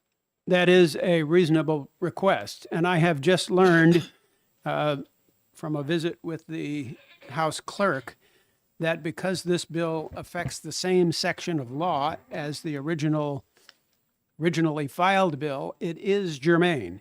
Therefore, I'm going to ask Representative Davis to pass out copies of his proposed amendment so that we can know just exactly what we're discussing. Does that satisfy your concern, Thank you. Representative Harrington? Thank you, it does. Okay. Please go ahead and answer the question. Well, I was waiting for support from Representative Davis and also Mike Willett, Representative Willett, are more in tune to what's going on regarding this bill because they've been working on it for a number of weeks. I stepped in as a kind of commissioner because we totally understand what the problem would be facing the timber industry, which is a really important. The logging industry is extremely important in the North Country, as it would have a negative impact if contracts are issued where they cannot harvest the timber.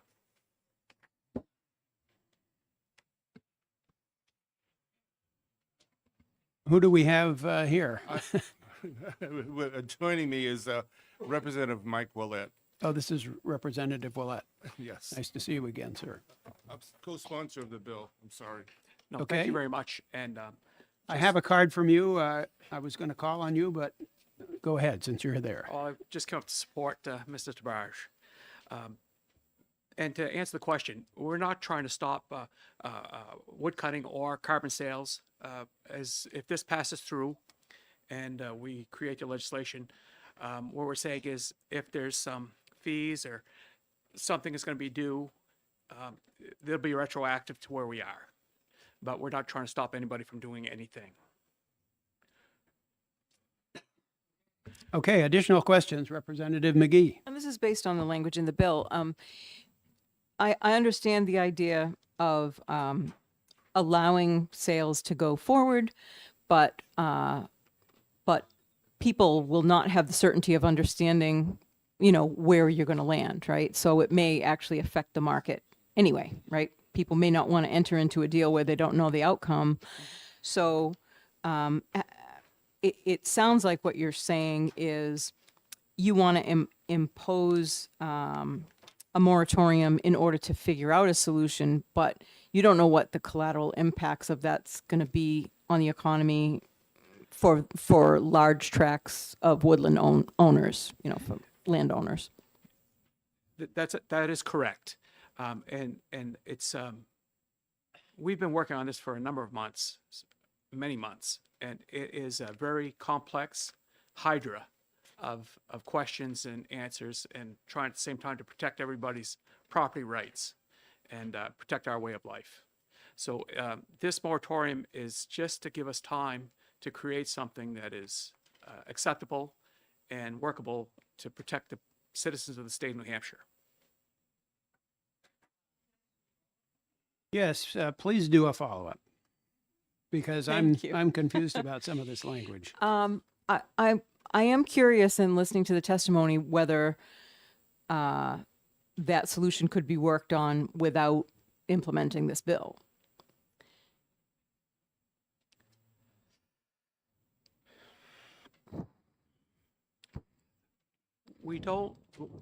I think part of the issue is that we want to make sure that we're protecting all property long-term. And when we talk about people's properties, we want to protect the guy that's got 40 acres. The Pittsburgh property that was mentioned, it's a little different because there's easements on the property. But just to be clear, that's 225 square miles on one piece of property that's had a great effect on not only the North Country, but the state of New Hampshire. There's another piece in Columbia. It's 8,000 acres. I mean, that's many miles, square miles of property. So we're just trying to get ahead of the curve, slow things down, make a workable solution to protect, the state of New Hampshire. Follow up to that, if I'm allowed. Go ahead. Would be what effect you think this bill will have in assisting you with any negotiation or determination? Because if the bill passes, then the people that you'll be talking to, the affected people, may have more incentive to come to the table and participate in a process to try and figure out a solution. That's really the only thing I can see that would be enabled by a change like this. And that is true, but there's a lot of facets to this between timber values, recreation, and a lot of it is way of life that we have in New Hampshire. And I think that if you're a little patient and hear some of the other people testify, it's going to expound on your question. So Representative Harrington has a question. Now that I have the bill in front of me, I'm more confused than ever. It says the Department of Cultural and Natural Resources shall suspend the sale of carbon credits and offsets from the woodlands of New Hampshire for 2 years. Then it goes on to say, such suspension shall not stop the purchase of carbon credits and offsets in the state of New Hampshire. And then it goes on to say, offsets may purchase credits and offsets from any source that is not a New Hampshire woodland. So what is it? Is there a 2-year suspension of, let me put it this way. I own land someone approaches me, they say, I want to sign a contract with you for carbon credits because I have a factory in Oklahoma that produces carbon dioxide and I want to go carbon neutral. So I'm going to sign a contract with you for 10 years and I will pay you not to cut down any wood on your property.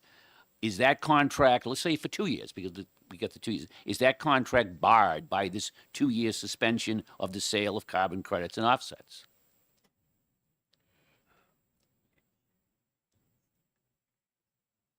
In my opinion, no. So what is barred then? Excuse me. What we're going to say Sorry. is if you sell those carbon credits and the legislation comes up that there's some, could be a time limit on the amount time for the lease on the carbon credits, or it could be some kind of a fee to make the towns wholesale for the loss of the timber tax. You'll be responsible for that down the road. Follow up. Follow up. That sounds like a retroactive law, which is unconstitutional. You can't tell someone they can enter in a contract today and it's legal, and then 2 years from now say, oops, we changed the law, no, retroactively, we're going to fine you. I think this needs a lot more work. It's very, very confusing. It does. I don't disagree, but it takes time, and be assured, everything that we've done has gone through the Attorney General's office. It's nothing that we've taken off the cuff. And we're very conscientious to make sure everything we do is legal and constitutional. Representative Harrington, turn off your mic, please. Sorry. Okay. Representative Reynolds has a question. Thank you, Mr. Chairman. And thank you. I'd like to thank my colleague, Representative Harrington, for his efforts to clarify, because I'm kind of in the same boat now, just having the text of the bill in front of me. I just wanted to ask you about the meaning of the term "from the woodlands of New Hampshire" and you would have the state, the Department of Cultural and Natural Resources, suspend the sale of carbon credits and offsets from the woodlands of New Hampshire. Do you mean the woodlands? Do you mean parcels of woodland owned by the state of New Hampshire? Or do you mean all woodlands, all parcels, public and private? It would be all, and because I think. Okay. Thanks. That's Okay. Miss. Okay. I have a statement I'd like to read, Mr. Chairman, if we have a second. Okay. Make it quick, please. Okay. Let me start out by saying that I support landowners' rights to sell carbon credits. However, carbon credits derived from the timber could have a devastating effect on the state's economy and our traditional way of life. When our ancestors settled in the 1600s, over 90% of the land in the state of New Hampshire was forested. By the mid-1800s, it was down to less than 40% of our land was forested, with the majority being north of the White Mountains. Today, the state of New Hampshire is 82% forested, which is only second to the state of Maine. The business of selling carbon is that the larger trees go, the more carbon there is to sell. And my topic today is how it affects the sports and recreation. And you might ask what it has to do with sportsmen. New Hampshire is unique in that hunters and fishermen have free range to hunt and fish unencumbered all over the state on primarily privately owned land that is generously made open to the public. But the sale of timberlands for carbon credits could change that. Young growing forests provide food and habitat for most of our wildlife. Older mature forests contain less feed, less animals. With there being approximately 50,000 licensed hunters and over 170,000 licensed fishermen in New Hampshire, the depletion of the state's wild game would also affect over $2 billion that hunting and fishing industries contribute to the state's economy annually. Every year when winter comes, about 45,000 snowmobiles are registered across the state to ride New Hampshire's 7,000 miles of open trails. According to an economic impact study made by the University of New Hampshire, the average economic impact of snowmobilers in our state is estimated at $548 million annually. Then once the snow has melted, New Hampshire opens over 1,000 miles of OHRV trails to approximately 41,000 OHRVs, wheel vehicles, contributing an additional $465 million annually to the state's economy. Over 80% of the state's trails reside on property. Over 80%. And what has that got to do with carbon credits? Well, unfortunately, many of the companies purchasing the land for benefits of selling carbon credits have an ESG policy that conflicts with the allowance of motorized sports. Other areas across the country have already felt the impact of previously available lands having been shut down to the public for the use of motorized sports. These potential closures could eliminate an industry that contributes nearly $1 billion to New Hampshire's economy. We need legislation to encourage carbon sales. But we also need to create incentives for these landowners to professionally manage their forests and keep their land open for recreation and traditional uses to our way of life. It's important that we pass this bill to give us the necessary time to create legislation that will protect our landowners, our tourists, and the economic contributions of our state's outdoor recreation industries. Thank you. So did I understand you to say that this carbon credit purchase program is about more than just timber harvesting? It's also about recreation and the use of land beyond timber harvesting? Absolutely. We've seen other areas across the country being shut down for carbon sales and environmental reasons. And like I said, it's billions of dollars to the state of New Hampshire. Okay. Representative Munns has a question. I'd remind the members we have quite a few more people who would like to testify. Thank you, Mr. Chair, and thank you for enlightening us on this issue. I was interested. I found it interesting that in your statement, you did not mention the timber tax. How much of a motivator is that in terms of this legislation? It's significant. And it's not just the timber tax, but it's the proper management of our forests. We need the timber, low-grade timber in our North Country. We need high-grade timber for furniture, lumber. Timber tax is also a good thing, but we need to properly manage our forests for our wildlife habitat also. That's what I mean. It's so many varied areas. Representative Davis, myself, and the rest of the Coos County delegation, very much bipartisan, are working on this together. And when we were going to sit down here today, try not to be redundant, Representative Davis asked me if I would look at the recreational part of it, which I've been involved with for many decades. And so this is my take on the recreational part of the legislation, upcoming legislation, I should say. Okay, Representative Lewicki has a question. Thank you, Mr. Chairman. Thank you for taking my question. Presumably, this land is in current use. Would the restrictions on it by a new owner, affect that current use status? It depends on what their current use is. Meaning, if they're open to motorized recreation now and they close it, then their current use rate will change. But we are very aware the success of current use in the state of New Hampshire, and are not interested in making any changes on the current use policies at this time. Representative Corman has a question. Thank you, Mr. Chairman. Thank you for taking my question. I'm wondering if you can help me read this amendment, because I'm having a little trouble parsing it. I think our chairman is also having a little trouble parsing it. I think the rest of the committee is too. So let me give you an interpretation of how I'm reading this, and you tell me if I'm off the mark, please. I'm sorry, excuse me. If you don't mind, I'm going to have Representative Davis is the one that's worked on this part of it, and I'm going to have him up so we make sure our answers are accurate. That's great. I just want to make sure I understand it. So can we bring Representative Davis back to help us with this? It's fine with me. If one of the other gentlemen wants to give up his seat.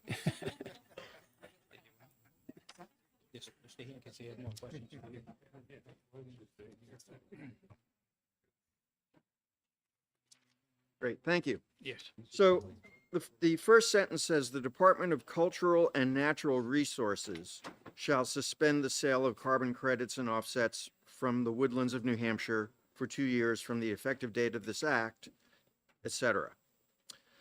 The second sentence says such suspension shall not stop the purchasing of carbon credits and offsets in the state of New Hampshire, etc. So am I correct in interpreting it that the first sentence says this state agency will no longer sell carbon credits and offsets for 2 years, but the second sentence says that private sales may occur? What the intention of this is, the Department of Cultural and Natural Resources shall suspend the sale of carbon credits and offsets from the woodlands of New Hampshire for 2 years from the effective date of this order. So what that means is suspending the sale of carbon credits and offsets from timber in New Hampshire for 2 years. The reason is to allow the general court to develop a plan to regulate these sales. Right now, they are unregulated. We have no idea who's selling them because they're sold generally to California. I don't know if they pay a business profit tax to New Hampshire. New Hampshire gets zero out of this deal except for a loss of jobs. Such suspension shall not stop the purchasing of carbon credits and offsets in the state of New Hampshire. Well, there's other programs other than the timberlands. There's many other programs that do not deal with timber. So those can still be purchased. We're not trying to stop that. And this shall not affect any other emissions programs under RSA 125O and RSA 125J. So it does not affect RGGI, does not affect any other plan or program out there. So if you have a company and you're looking to purchase carbon credits and offsets, as long as they don't come from the timber of New Hampshire, buy them that way. Yes. Yes, follow up. Thank you. Okay, so thank you for that clarification. My proposed interpretation was erroneous, and I'm glad to know that. So let me just make sure again that I understand. So the first sentence is saying that the sale of carbon credits and offsets just from the woodlands of New Hampshire is being suspended. Yes. All private sales of such credits are suspended for 2 years. Is that correct? Not cutting timber, just the credits. Just the credits. Yeah. And then the second sentence where it says such suspension shall not stop the purchasing of carbon credits and offsets, what it's really saying is for anything other than woodlands. Yes. Okay. It might help if that was actually included in that second sentence. This was filed late. I wasn't able to do a redraft at OLS. So I'm willing to work on an amendment with the committee if that would Good, help. thank you. All right, so let's let's suspend any kind of critique of the language of the bill to make sure that before we go further down into those weeds, we understand the concept. And to that end, I'm going to ask you two gentlemen to step aside, because this bill will affect a particular piece of property in the North Country more than any other, a property called Aurora Sustainable Lands. And so I would like to hear from Blake Stamsell, who represents Aurora Sustainable Lands, to hear what he has to say about the approach of this proposed legislation. Mr. Stansell. Thank you, Mr. Chairman, and committee members. Appreciate the opportunity to be here. And again, my name's Blake Stansell. I'm the president of Aurora Sustainable Lands.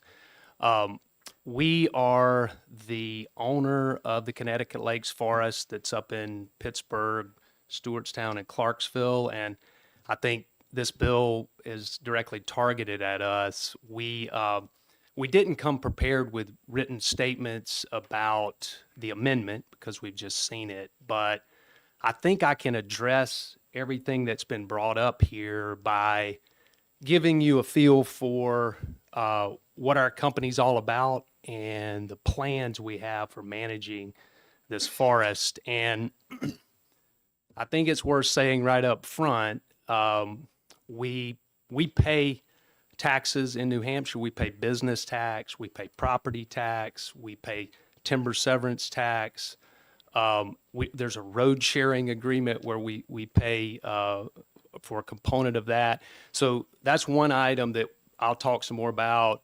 And then secondly, from a recreational standpoint, the carbon program that we have is absolutely compatible with recreational use and does not have an impact on the recreational side.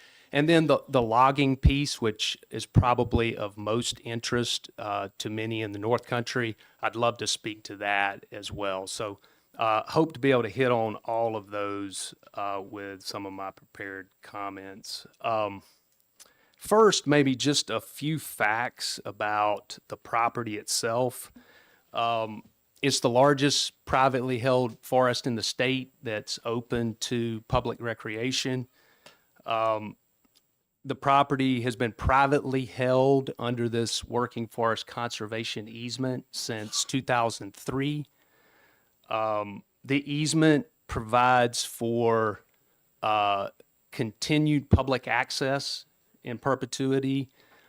It provides for the property to be managed as a working forest, so generating forest products for the manufacturing facilities throughout the region. The property has had a carbon project on it since 2013, so the carbon project has been around for quite some time. Our company manages 1.65 million acres throughout the United States with a primary purpose of removing and storing carbon from the atmosphere. This property is very similar to a lot of properties we manage in other locations. It's 146,000 acres, so clearly a big piece of property.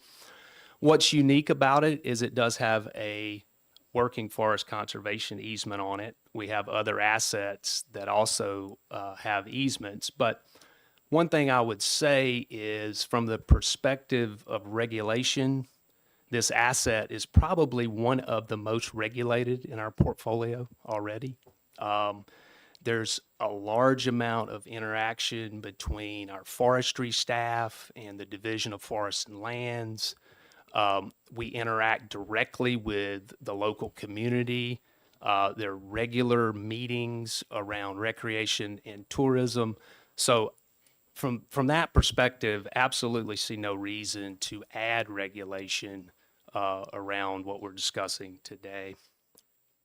And then on the timber side, just a few things to comment on because we recognize the impact to the North Country as it relates to harvesting timber. We're going to absolutely continue to harvest. As a matter of fact, harvesting is ongoing on the property right now. There's logging crews out on the property. As of yesterday, I spoke to some of our foresters. And while the overall volume of timber, it will be reduced and has been reduced, the type of timber harvesting that we're doing is more labor intensive. We're focusing more on what's an individual tree selection. We're focusing more on data collection on the front end to make sure we understand what we're harvesting. And so at the end of the day, we believe that over time, the type of harvesting we're doing will increase the stocking of timber and carbon on the property, and it'll also enhance the growth of the forest. We completely recognize that a healthy forest is a managed forest, and a managed forest means there's logging occurring, and we intend to continue to do that. I think the process that we're implementing is more labor intensive on a timber sale by timber sale basis.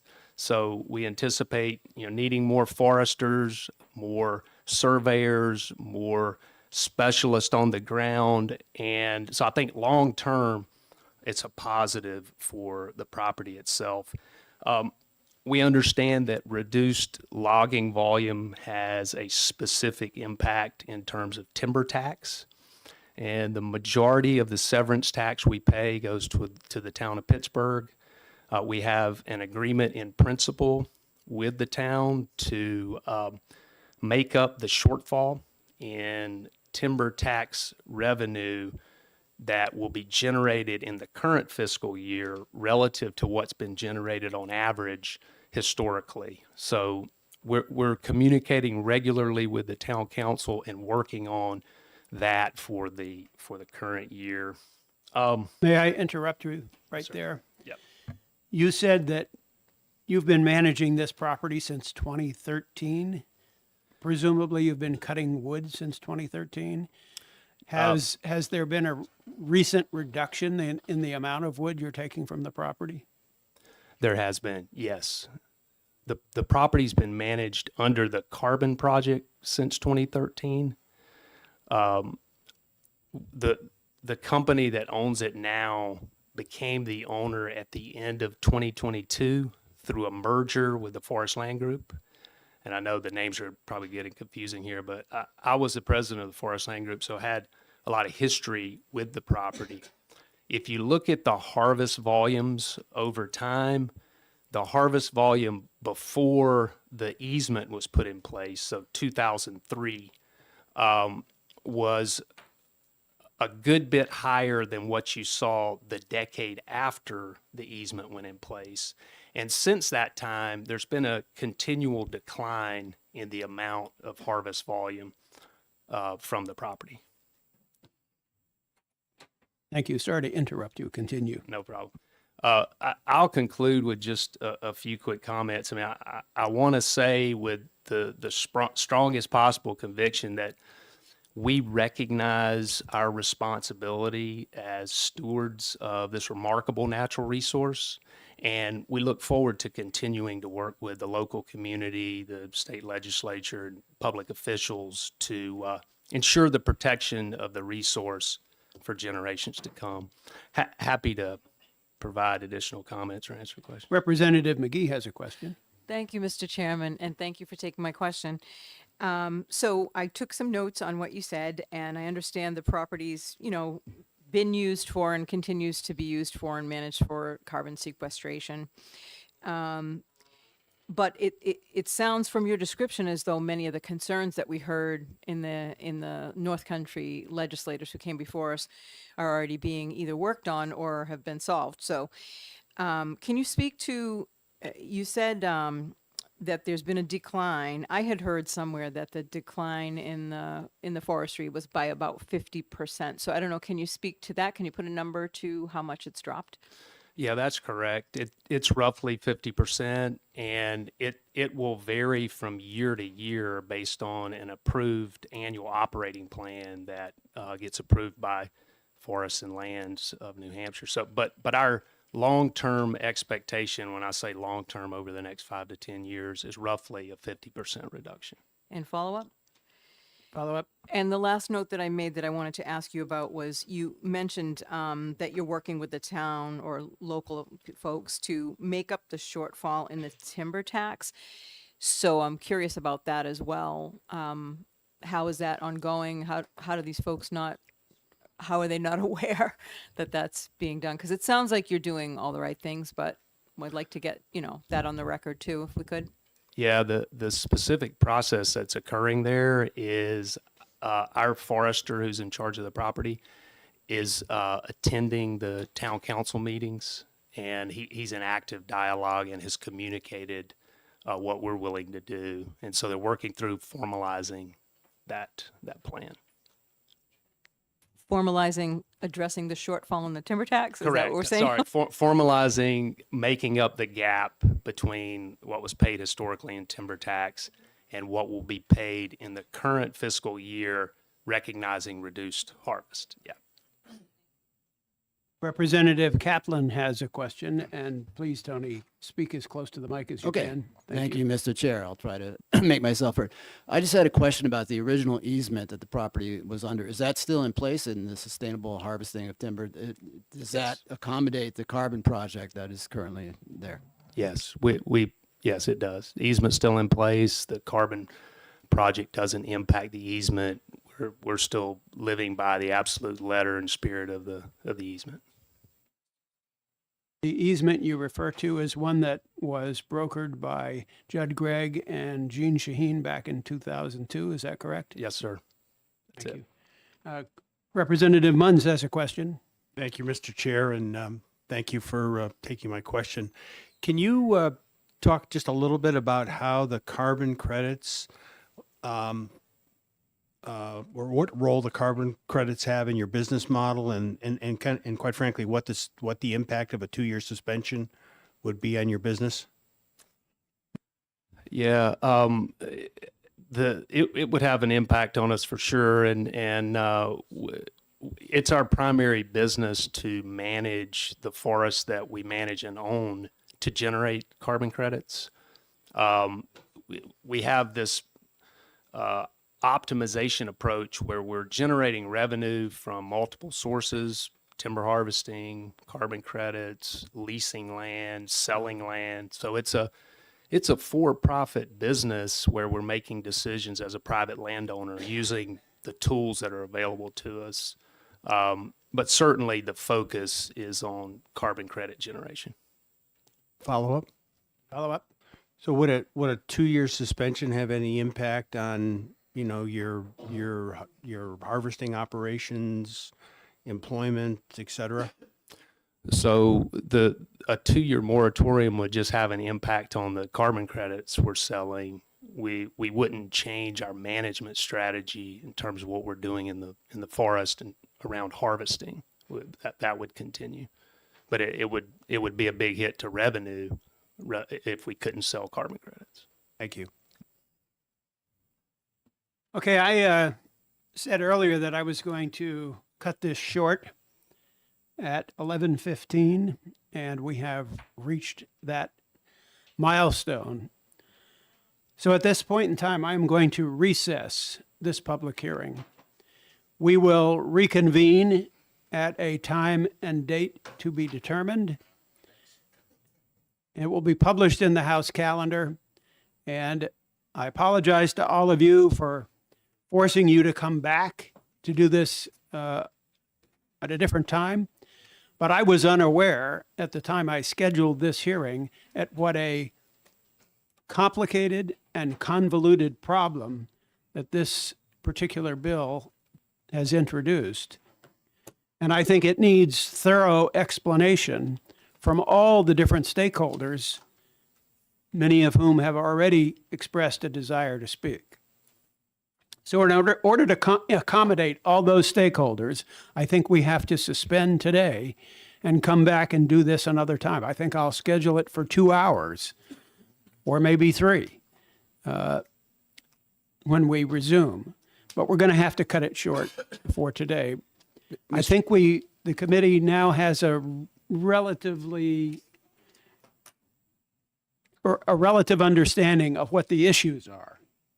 And that will enable us to ask more pertinent questions when we bring you all back in a few days or a few weeks, whatever the case. Mr. Chairman, out to question? be.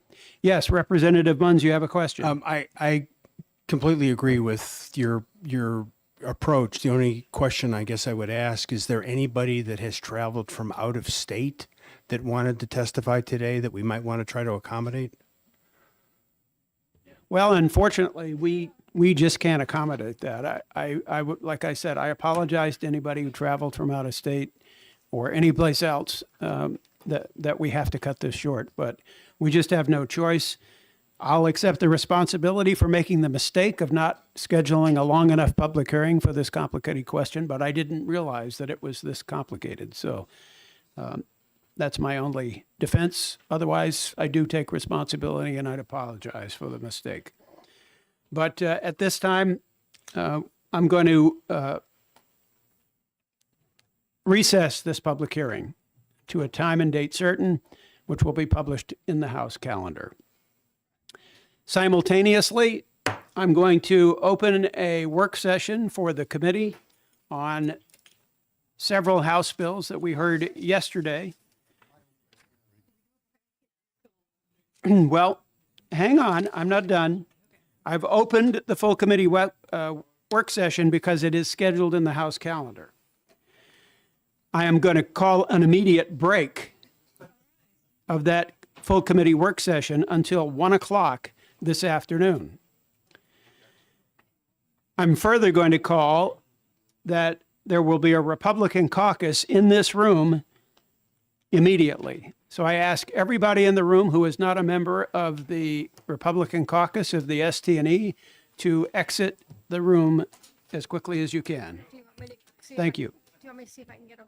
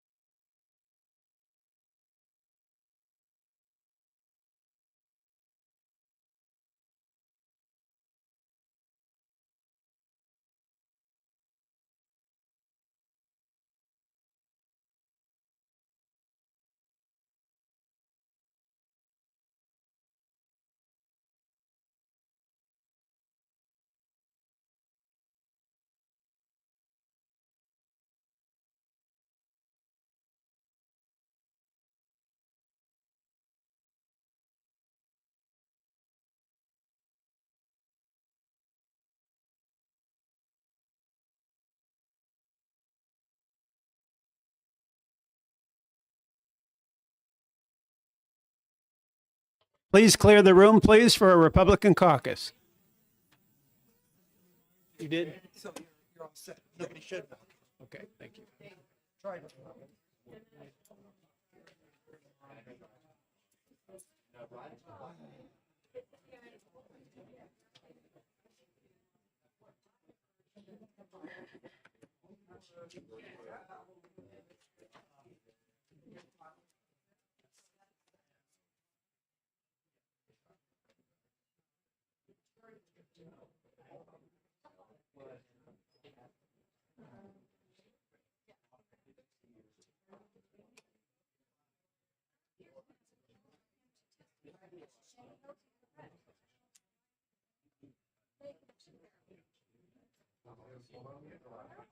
Stupid.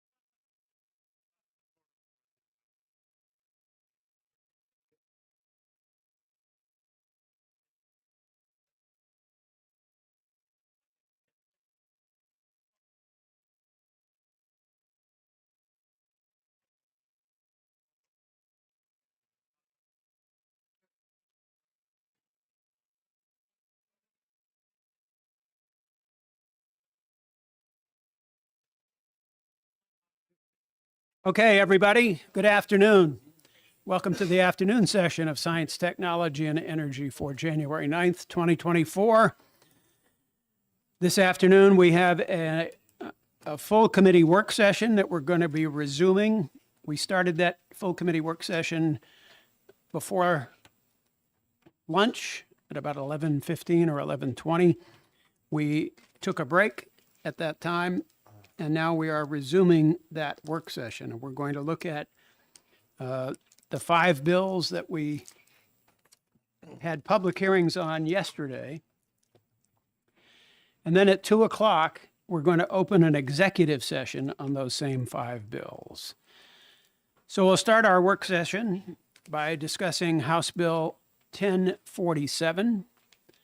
And I'm passing out to the members of the committee an amendment that Representative Thomas, Doug Thomas that is, has filed to transform House Bill 1047 from a legislative study committee into a study by the Department of Health and Human Services, and the Department of Business and Economic Affairs. We suggest that this is a better way to get the data that will be meaningful to potential future legislation to solve this problem. And so that is why we are suggesting this, this amendment. So as soon as you get a copy of the amendment, I would like everybody to spend a couple of minutes taking a look at it. There's a couple of extra copies here if anybody would like them. And then we'll have a discussion about.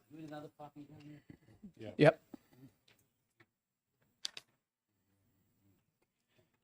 Jim Summers, did you put a copy before they have them? Okay, good. Does everybody over here have a copy, including Representative Chrétien? Okay. I'll give you a couple of seconds to read through this, and then we'll have a discussion.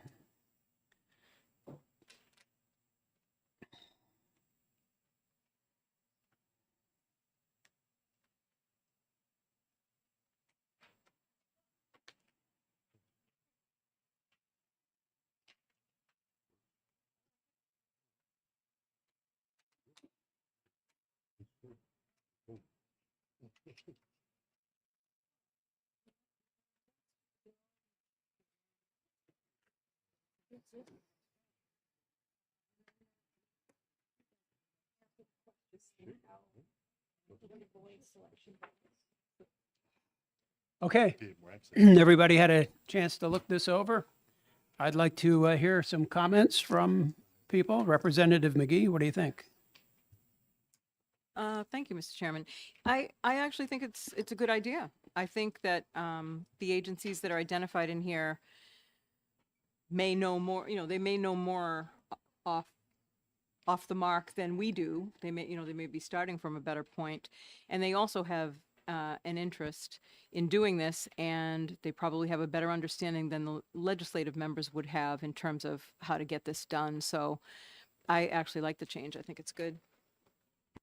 I know Representative Muse, who was the prime sponsor of the bill, was a little bit skeptical about whether the departments, the agencies, were able to be unbiased about collecting this data.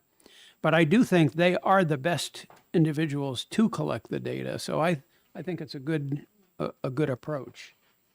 I'd like to hear what Representative Doug Thomas has to say since he filed the amendment. Oh, I just wanted to say that nothing was changed as far as the duties go. The duties remain the same.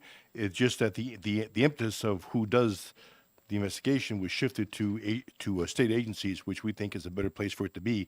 Otherwise, the bill basically stays the same, except for the necessary changes that obviously that are not related to being a study committee. So. Representative Wendy Thomas, as a co-sponsor of this bill, I'm anxious to hear your thoughts. Thank you. I actually like this amendment. I think it cuts through the chase, and it does what most likely would have been a recommendation of the committee anyway. So I'm for this amendment. Further comments? Representative Corman. Thank you. The only question I have is now that we're actually directing, or now that the amendment would direct state agencies to do something, would there be a fiscal note attached? I don't know that fiscal notes typically get attached to amendments, but I suppose it could happen if somebody requested it.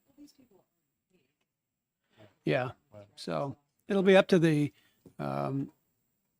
if this bill makes it to the Senate in its current form as amended, then it would be up to the departments to chime in at that time and say, oh, you're going to have to give us more money and more staff to do this. Otherwise, we can't do it. So Representative Chrétien, what do you have to say? I guess that was going to be my next question, was whether we had contacted either of these departments and asked them if they were cool with this, or if they would need additional resources to complete such research. We'll find out when it gets to the Senate. Further comments? Representative Harrington. I just make note on this that even though it's not specifically for this, with getting devices to people, one of the big reasons I would think that people didn't have computers to hook up to the internet is they don't have internet access. So the New Hampshire has received over $200 million as part of the Internet for All in federal funding, and most recently $11 million was given to Grafton County, I believe it was last week. So possibly in that money there may be some thing that be used to look at these things as well, because obviously if you don't have internet, you're not going to have a computer because you get nothing to connect it to. So What department is in charge of that funding? I'm not Because sure. It's maybe not they should DES. Yeah. One at a time, everybody, remember? No speaking without being recognized. Representative Munns has a question or a comment. I like this approach a lot in terms of asking departments to provide a report, and I appreciate the fact that the language is, as Representative Doug Thomas said, the language is identical to what was in the original bill. Two comments though. One of the things, and this is maybe the more substantive comment, what I took away from some of the testimony we heard, and I think it was part of the testimony that Representative Muse shared with us, is that this is a much bigger issue than just computer access. It's an issue about the effectiveness of the communication efforts across the board that are being done. And I'm just wondering whether we want to acknowledge that and maybe change the wording a little bit in terms of the intent so that it doesn't just focus on people that don't have computer access. That's the one comment. And then the second comment, which is more nitpicky, but we've identified the Department of Health and Human Services and Department of Business and Economic Affairs, which probably are the right two agencies, but maybe include some language that says, that encourages them to reach out to other agencies that they think may be impacted. That's in section 2. And like I said, that's an excellent idea. Representative Reynolds. Thank you, Mr. Chairman. Well, I was largely going to say I appreciate Representative Doug Thomas's effort here, and I like it. But I was going to note that it doesn't mention the Department of Energy, which I thought was the thrust of a lot of, while it does say those two departments are encouraged to reach out to others, I thought there was a lot of, I guess, in the discussion of this one and our colleague Representative Grassley's bill, there was a lot of thought about all the weatherization and those kinds of programs that are Department of Energy focused. So maybe we might mention them. And it doesn't mention the CAP agencies, which I thought might have a lot of the data here. I realize that it's a catch-all, that they're encouraged to reach out to the others, but that's what I noticed. Any additional comments? Representative Corman. Thank you. I just wanted to answer Representative Harrington's question about the funding in Grafton County, and I invite Representative Berejny to correct me if I'm misremembering, But as I recall, that funding is entirely for stringing wires to connect the towns in the county.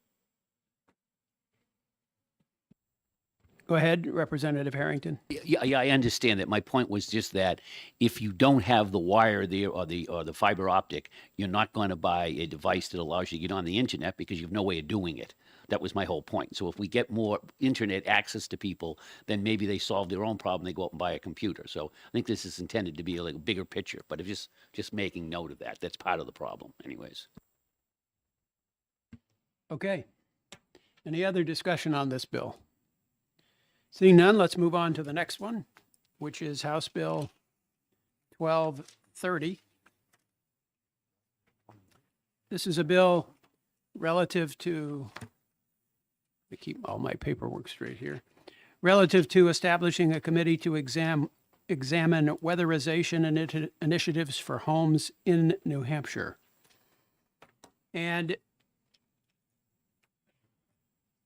the consensus of my caucus was that this bill should be ITL'd for the very reason that, as the Department of Energy testified, they have an ongoing weatherization, WAP, they call it, program that's over a decade old, spends $2 million a year, and due to some recent federal funding is going to increase to about $5.5 million a year over the next 5 years. New Hampshire Saves has been in existence for over a decade. Weatherization is well understood. Its benefits are well understood. Its costs are fairly well understood. We just can't see any reason why we need a committee to study weatherization initiatives in New Hampshire. So I'd be interested in hearing other points of view on this legislation.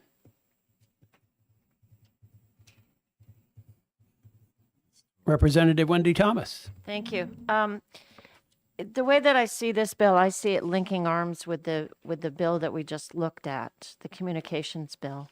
And you know, maybe this bill is putting the cart before the horse. I mean, if we can establish where there are communication leaks or drops in New Hampshire, then once that's established, we can figure out how to push out messaging.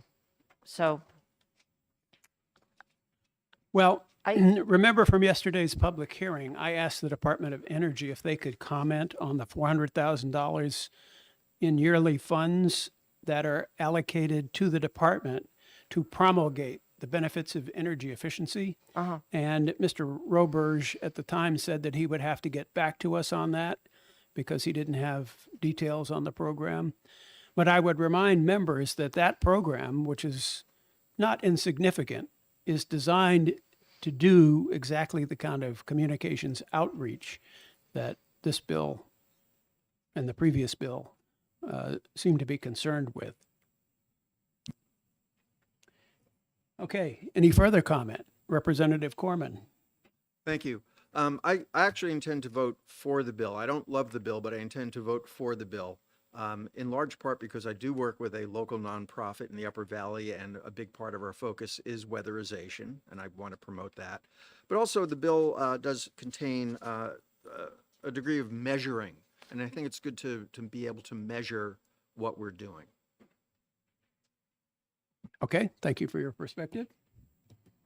Other comments? Representative Notter. We have way too many studies as it is, and I don't want to vote to add to that list.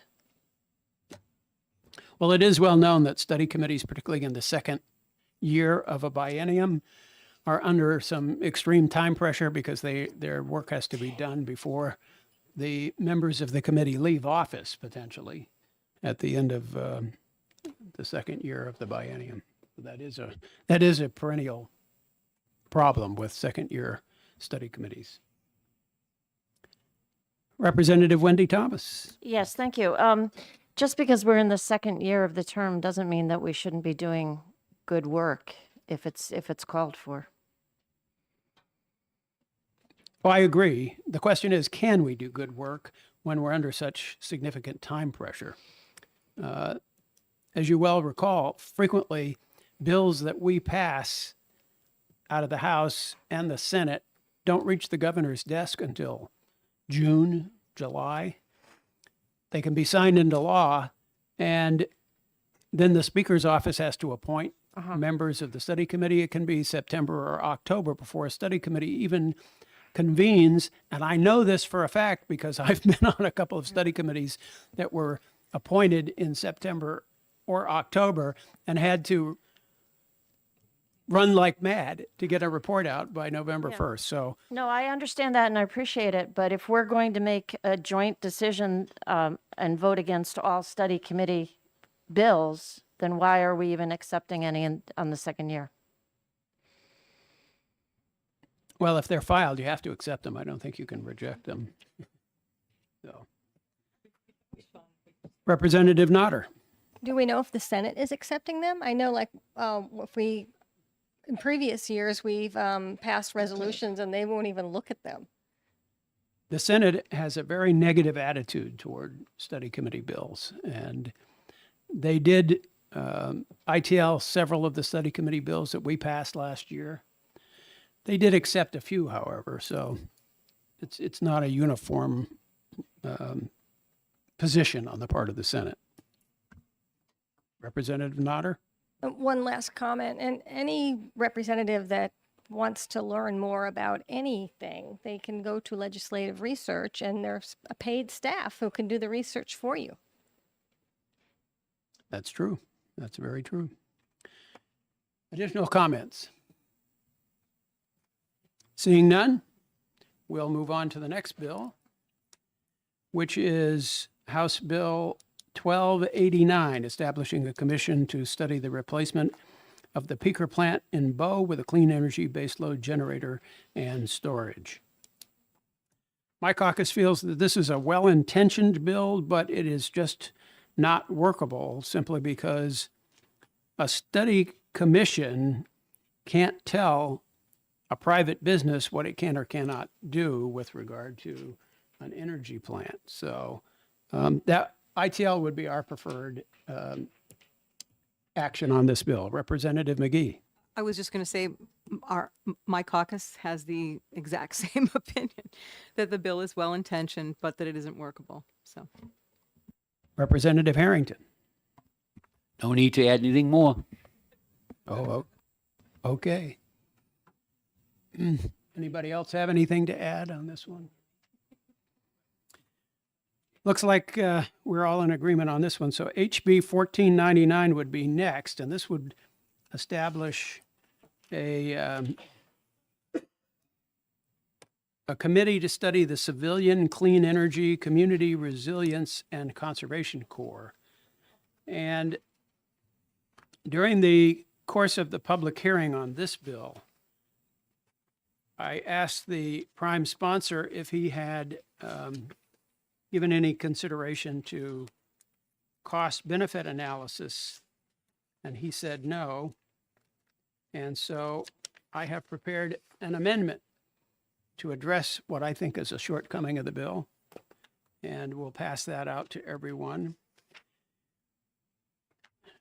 So what this amendment does basically is it just adds a new section 2 under duties, which requires the committee to perform and publish rigorous cost-benefit analyses of all programs, and then describes a couple of different methodologies they could use.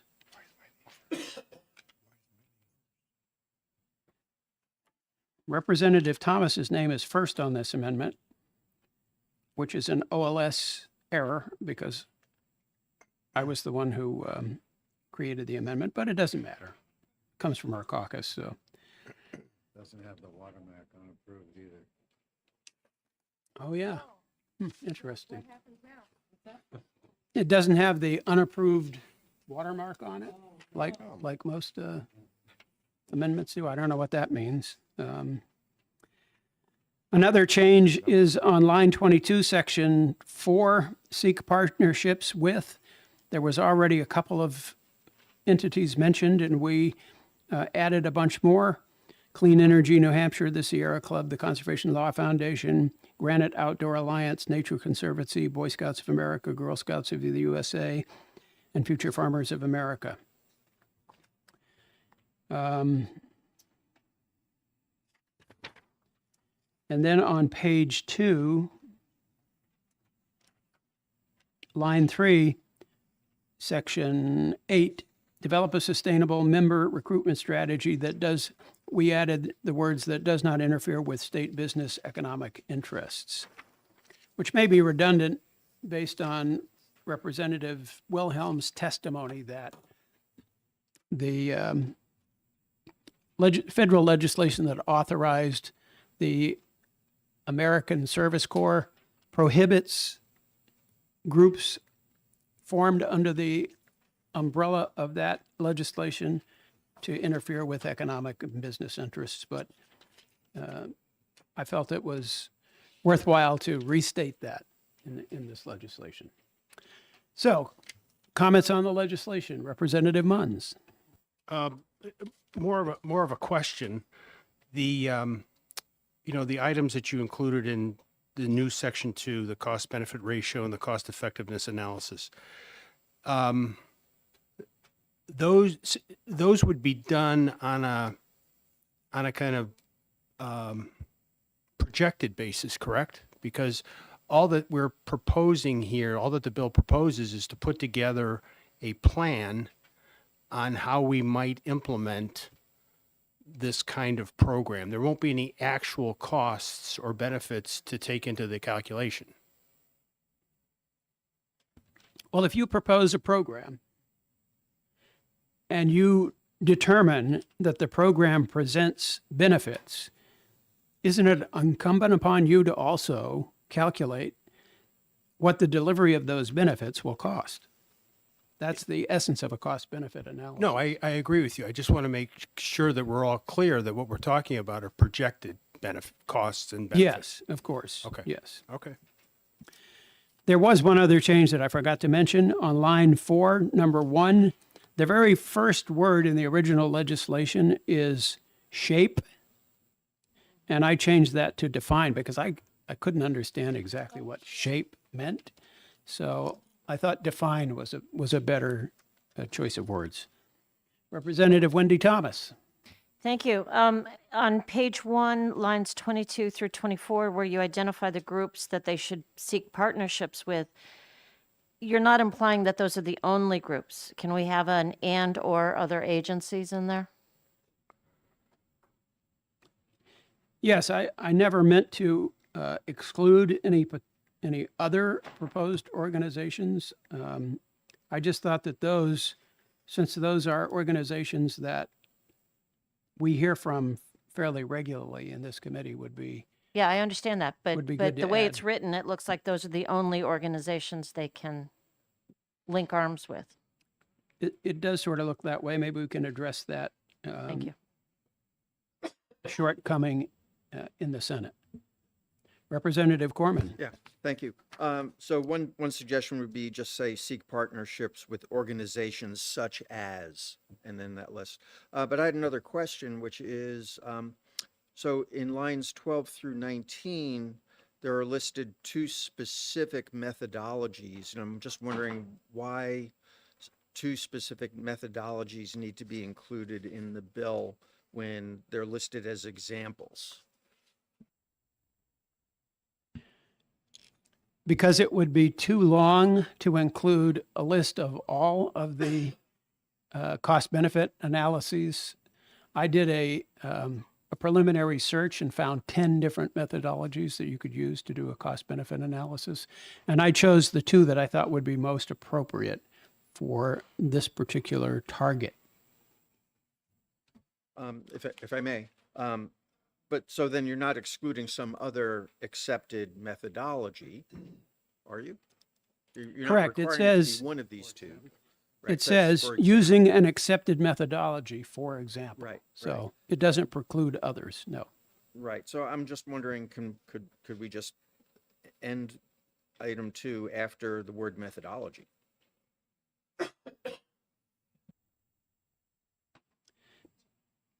You could, but then someone would inevitably raise the question, well, what kind of methodology are you talking about? So I put a couple in here to give examples so people would know just exactly what we're talking about. More information is better than less, right?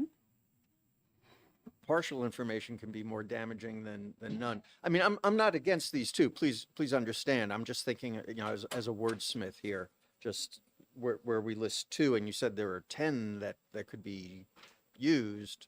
So, you know, these two were chosen. It seems to me like either you list them all or none. That's the way I would do it. Well, as I looked through the list of 10, there were some that were, I didn't think appropriate at all for this kind of a cost benefit analysis. So I chose the two that I felt were the best fit and used them as examples, but not in a prescriptive way. I didn't write the language to say you have to use these two. Representative McGee. I would like to join this conversation. So I'm coming back to two things. First, Representative Munns mentioned the fact that these would be projected cost-benefit ratios or projected cost-effective analyses because they can't know in advance of running the program what the actuals would be. So it would be predicated on assumptions, and oftentimes cost-benefit analysis will have quite a bit of assumption used in making the cost-benefit analysis. So what I see here, though, is you're defining each of these, even though those definitions are readily available, and then also adding the goal shall be to identify the most cost-effective option for achieving a particular objective. And I don't think that this bill lends itself to that. This is not the same as running a program where it would be investment of state dollars for a particular outcome, like weatherizing houses or whatever, that could be quantified. And I think the testimony that we had yesterday went into sort of the generative benefits of having programs that our young people could participate in, and the advantage of getting them very hard to quantify things like job experience and camaraderie and whatever. So I'm not sure that this much definition needs to be put here in cost benefit, because there's no fiscal note on this bill. There's no money being put in that we have to account for. So I just think it might be superfluous. Or you could list it as my colleague, Representative Corman mentioned, which is end at the comma after methodology, and then say, for example, cost benefit ratio or cost effectiveness analysis. And you don't have to put all the other stuff in there, so that people are at least keeping it in mind. But I'm not sure what we gain from that. Like, either we're going to ask them to pursue it so we can see how it works out, or we're not, because we don't have to spend anything. So that sentence that you referenced, the goal shall be to identify blah, blah, blah. Yeah. That sentence applies specifically to the cost-effective analysis. Yeah. It's part of the description of that analysis. It doesn't mean that the goal of all of the cost-benefit analyses should be to identify the most cost-effective option. Then let me put it this way. Does it it make it too modifies that. burdensome for the people who are trying to implement? Would be the question. Does it make it burdensome? Because Well, these if are it- examples, so Yeah. I don't see that it creates any kind of a burden for the implementer, because they could choose a completely different methodology if they wanted. I just thought it would be useful Mhm. to prevent people from wondering, well, what kind of a methodology should I use, to cite a couple of examples. Well, can I suggest that we add projected in front of A and B under examples, because they wouldn't be actual. So insert the word projected where? Before benefit cost ratio and cost effectiveness analysis. So using an accepted methodology, comma, for example, how about if we put the word projected, perform and publish rigorous Projected cost benefit. projected Yeah, you could. cost Yeah, you could benefit put it there. analysis. I will allow that. Can't get to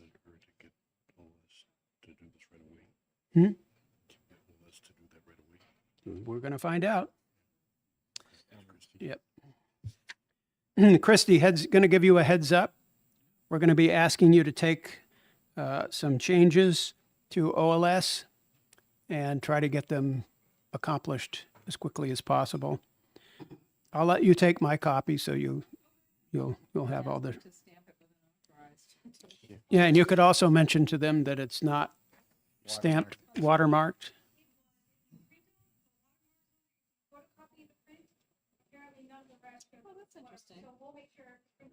Oh, interesting. I didn't know that. Okay. Representative Munns. I was just going to suggest that, if rather than maybe identifying the two specific examples, just use some wording like, well-established, generally accepted cost-benefit analysis approaches. I mean, there aren't that many. And rather than confuse the issue by somehow pointing them to these two when we really don't care, it's just suggestion. Representative Summers. Thank you, Mr. Chair. Due to the complexity of the discussion here and looking at it, the fact that it establishes a study committee, would this not follow into the same paradox that the three prior bills before, creating a study committee for this short term? Yeah, it suffers from the same problem, and we discussed that in the public hearing yesterday. Sorry you couldn't join us, but it is a pretty tight window to come up with a report on this study committee by the 1st of November 2024. But Representative Wilhelm, who was the prime sponsor of the bill, said he thought it was doable. So that's why we thought that it would probably be okay to go forward with this particular study committee. Representative Corman. Thank you. I have a question for you about the intent of the cost-benefit analysis.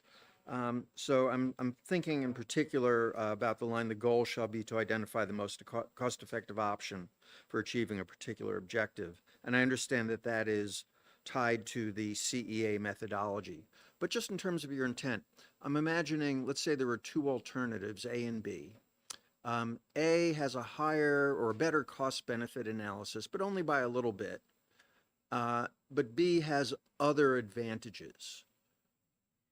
Is your intent that you would base something only on the cost-benefit analysis, or you would factor that in with the other advantages that a program might have? And I'm asking this because, people often ask, well, what was the intent of the legislation? So I just want to understand your intent. So this is a study committee, and this is a task for the committee to perform as one of its duties. Therefore, the goal of this task is to make sure that they do a cost-benefit analysis. It's one thing, as I mentioned a few minutes ago, to list all the benefits of doing something.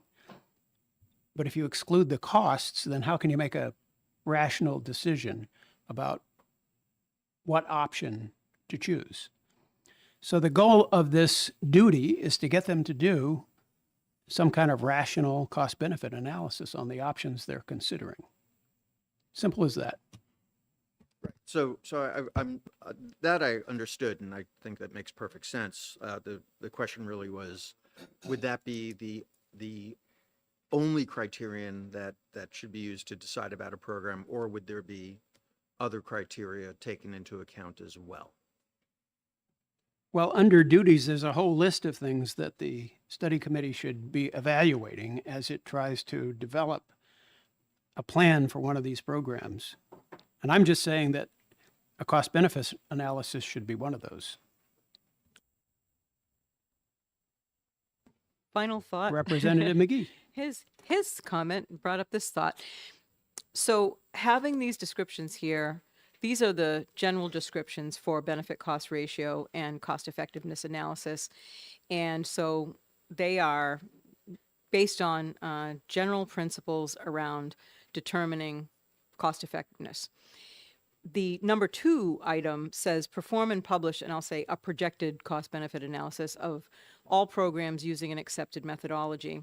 When you put these particulars in here, I think it may modify the committee's thoughts around what it is they're required to return when it's prospective, right? This bill is, they're not going to have anything much real to work with. So I don't think we should spend time trying to identify the detailed language that comes after these definitions, because I think it convolutes the issue more. I think if you just left number 2 saying perform and publish a projected cost benefit analysis of all programs using accepted methodologies, that would be sufficient. I think the other language just may confuse folks as to what they have to achieve to meet it, since it's going in law.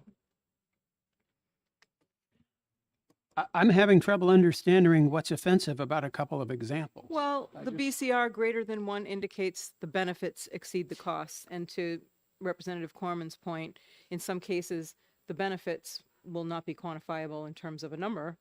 And so it's in the eye of the beholder, and it just makes it a little harder for a program like this. Well, if you do the BCR methodology correctly, I think that it would come out the way you want if BCR turned out to be greater than 1. Okay.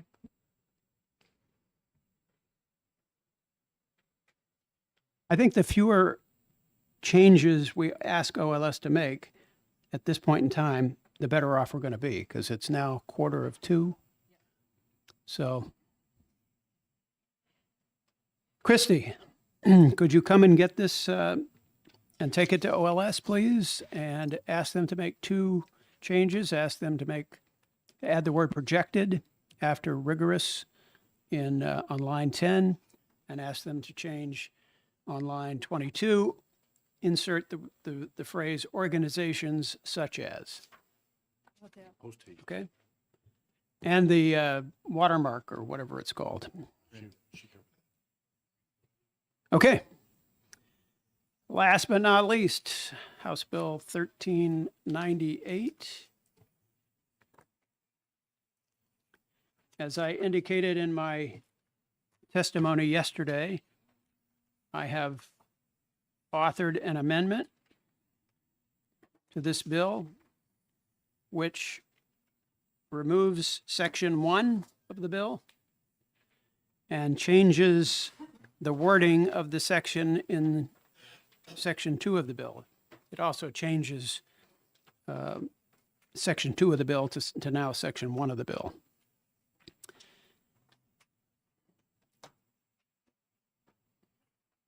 So basically, this amendment replaces the entire bill, and as you can see, shortens it by well over half. So now the bill has just one section, except for the effective date section. That's section number 2. And that just says that we insert a new paragraph 7A after paragraph 7 in RSA 362A:9 that reads, distribution utilities shall recover costs associated with net metering and group hosting through a stranded cost recovery charge or other non-bypassable charges approved by the commission, as long as those charges are displayed on customer bills. That's the same wording that I offered in my written testimony yesterday when I introduced this bill. And so my caucus will offer this amendment to 1398, and a motion ought to pass as amended. So comments on this amendment? So, Mr. Chairman, so you're suggesting that after section 7, there now be a section 7A. So it's distinct, it doesn't replace anything. Correct. Okay. It's a new section. Okay.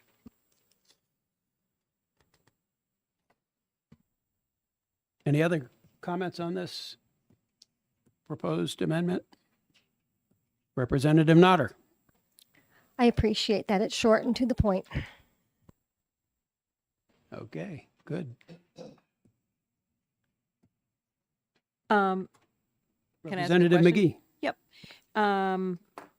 I thought when we spoke earlier, the amendment was going to not use stranded recovery costs charge, but was going to use the same nomenclature as Unitil was using.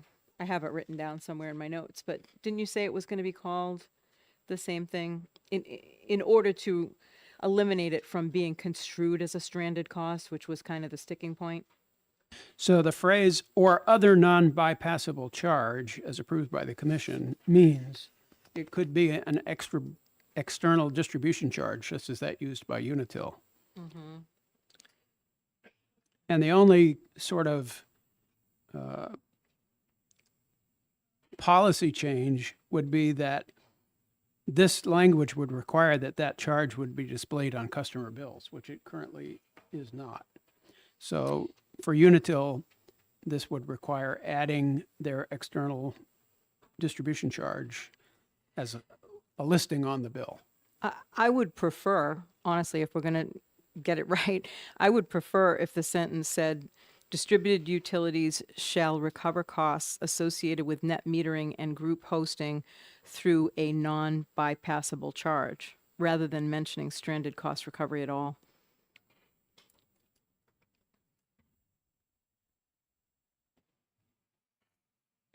As long as the charge is displayed on customer bills? Yes. Because I think even Eversource testified to the fact that it would be confusing to construe these charges, which are associated with rates, in the stranded recovery section of the statute. That was their testimony. Too bad we already sent Christie off to. That's true. But we'll have other work to do, and she can run again. Well, that's true, I suppose. Any other comments on this while I think about that? Mr. Chair. Representative Bernardi.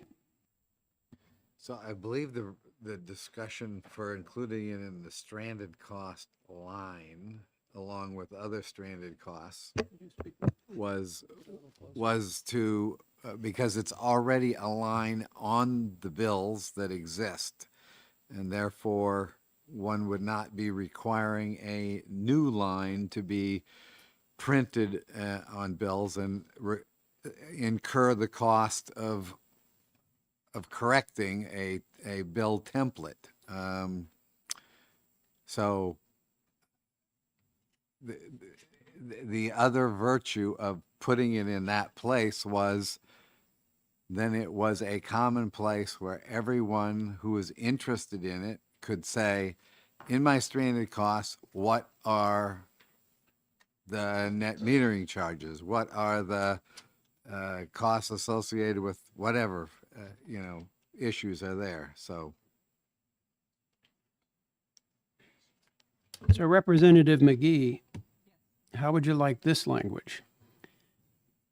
Distribution utilities shall recover costs associated with net metering group hosting through a non-bypassable charge, such as a stranded cost recovery charge, as approved by the commission, as long as those charges are displayed on the bills. Again, I think they have the option of making it whichever.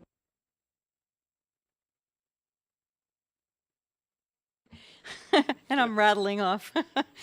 I still believe that rather than giving them stranded cost recovery charge in what we're changing, we should say through a non-bypassable charge, which the stranded recovery cost is a subset of a non-bypassable charge, and that way it leaves the option open rather than leading them there, because we did have testimony that it would be confusing if that was where we put it, and that was Eversource. So I don't think we should be leading them there. They still have the option, certainly. We did get testimony that right now the stranded recovery costs are where they're putting that. So that to your point, JD, right? Right. Oh, you're here. I don't want to involve you in this, but did he move up? He moved over. The way back. He is in the way. Are you dying to join this work session? Anyway, that's my point. I'm not sure. I'm not sure we need that language in here in order to cover what it is we're trying to cover with the PUC, because they know what the non-bypassable charges are and they know which ones are appropriate without us defining it. Well, to be honest with you, I really don't object to taking that stranded cost recovery charge language out. Through a non-bypassable charge as approved by the commission, as long as those charges are displayed on customer bills. So we can make it even shorter and briefer, which would make Representative Nodder happy. To everyone's chagrin. All right, as soon as Christie gets back, or shall we have one of us go over and deal with this? Representative Corman. Thank you. I have to say that even if it's shorter, I'm not in favor of this bill for a couple of reasons. One is that things are fluid right now, and we have an open docket at the PUC about net metering, and things are going to be changing. And there's still nothing about the advantages of net metering that would be appearing on a customer bill. Plus, all the concerns raised by Mr. Belo, many of which were confusing, but you know, And remain to be understood. but you know, he clearly had some real concerns about how this would affect community power and other aggregators. So even with the change, I won't be voting for this. Okay, that's perfectly fine. Representative Munns? I have a question, and forgive me if I should know the answer, but if this bill passes and we add this language to statute, would that be the first time in statute that we are saying that net metering may be recovered through a non-bypassable charge? The first time in statute? In statute. I know the PUC has said that we can do it, but would this be the first reference in statute to making it a non-bypassable charge? That'd be a good question for OLS research. I was hoping that maybe Mr. Licata could give us some insight. Or, Putting him on the spot yet again. Or Mr. Roberge. That's what I'm Maybe we concerned can get about. an answer to that before the afternoon is over. That to me would be a big concern. So Representative Bernardi has a comment. Yeah, it's my belief that this is just a transparency issue. This is not making any comment whether a charge is recoverable or not recoverable. The costs exist, the charges exist. It's just a transparency issue of making sure it's captured and available for understanding. Representative Thomas, Doug Thomas has a comment. Thank you, Mr. Chair. I just want to say that I'm not entirely I'm not sure if Mr. Belo accurately addressed the bill to his concerns as far as what this bill is really doing. So I'm not sure I can agree with much of what he said regarding what he thought this bill would do. I think this is a transparency issue. I think it makes the bill better, and I can support the bill by supporting this amendment, which I think makes the bill better. Thank you. Representative Reynolds has a comment. Thank you, Mr. Chairman. I appreciate that you were willing to accept Representative McGee's suggestion that we delete reference to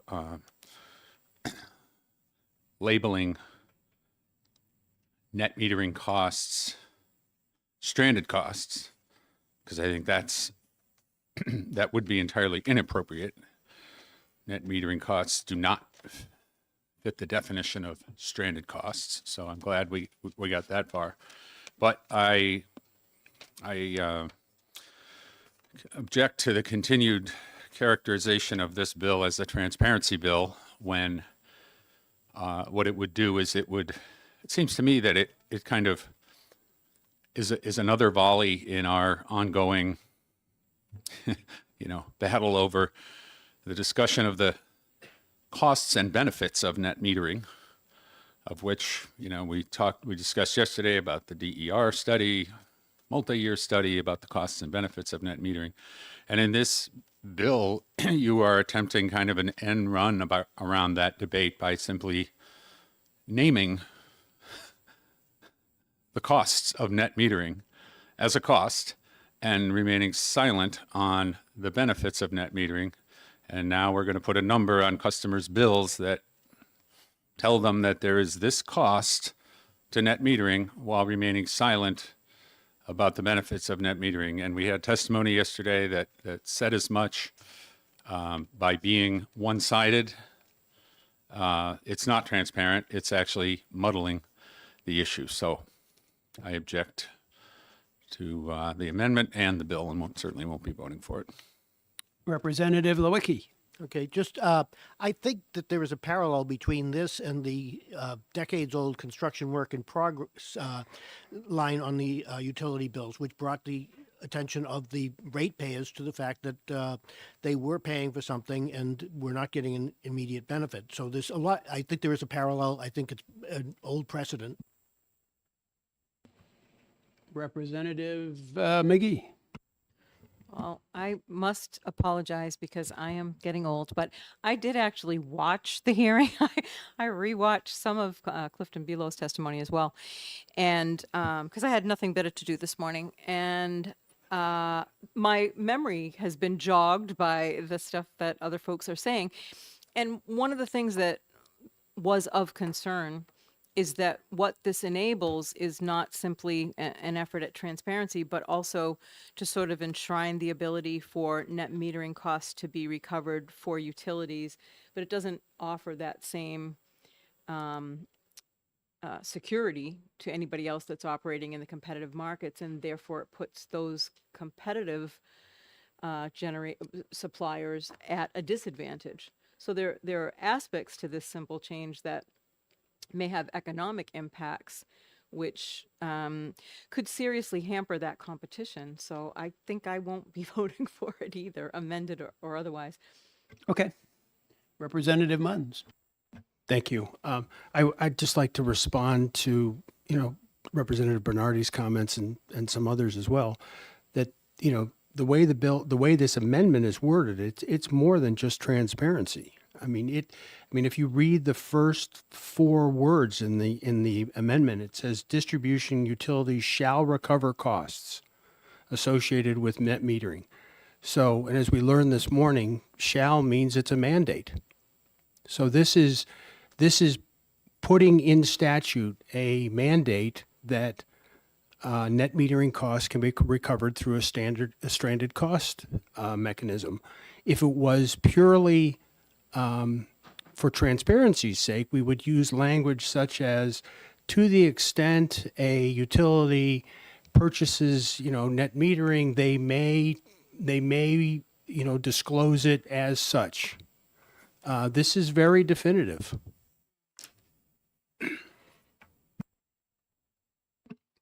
That's a good point, but if you change shall to may, then that allows them to continue to recover net metering costs through rates, which buries them and makes them difficult to track and destroys any kind of transparency that you would have into those rates. So that's the reason the word shall was preferred over may. Could I, Representative Munns? yeah, could I just, respond to that? I mean, what we could do, and I'm not saying that I would necessarily support it, but just, what we could do is take out the language that talks about shall recover costs associated with net metering.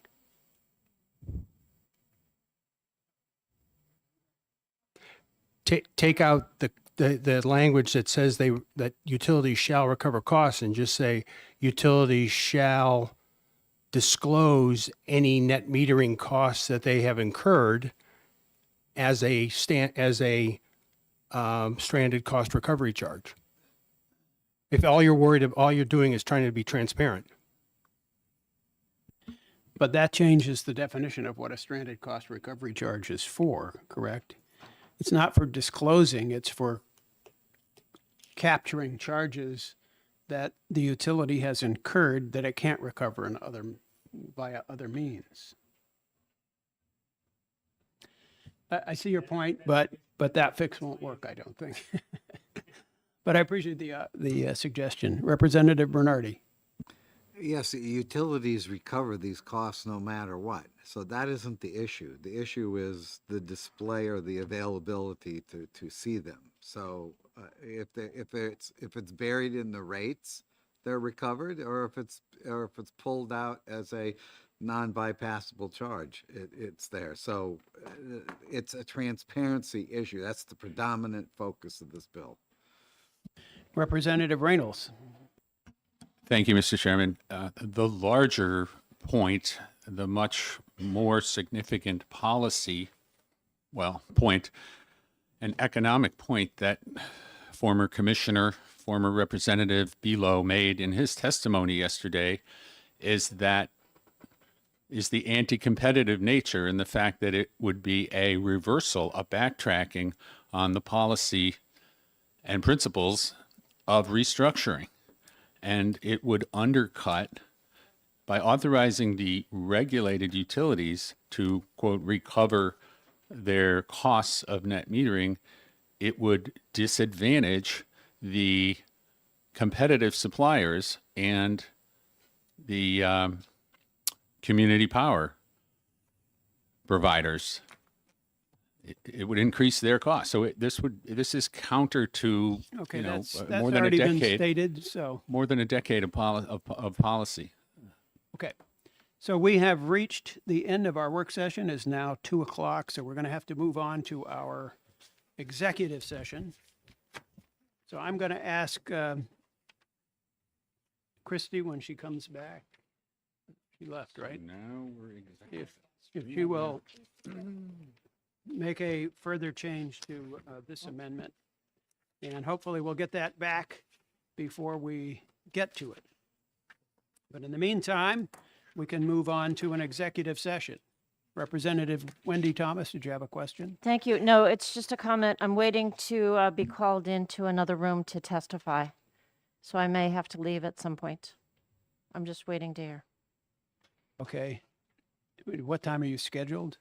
It's supposed to start at 2:15. From what I understand, there's quite a few people lined up, so I've asked the chair to put me as the last speaker. So it could be okay. I'm just letting you know there's a chance.